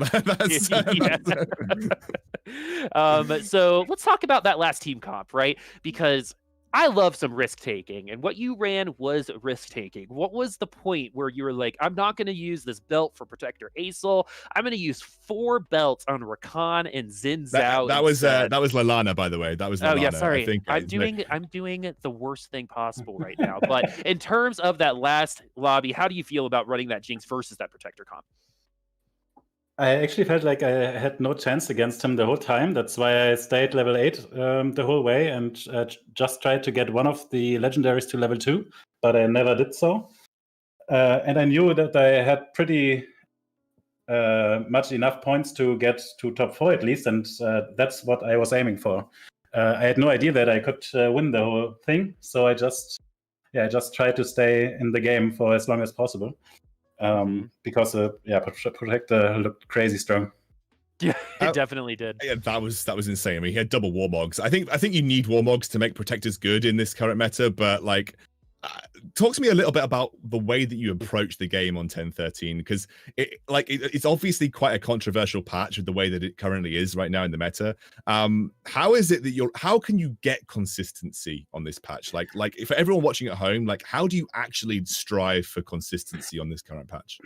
I mean, you talked about it. I dropped like 600 LP. I was Grandmasters before. I was trying to farm some Worlds points. Like I know a lot of the other players are better than me. I just tried to get some points, good content for my stream. Then I had some coaching by Blood Dragon. He's like top 10 the whole time. And I thought I would improve a lot, but apparently I got a couple of new ideas, and then I dropped 600 LP.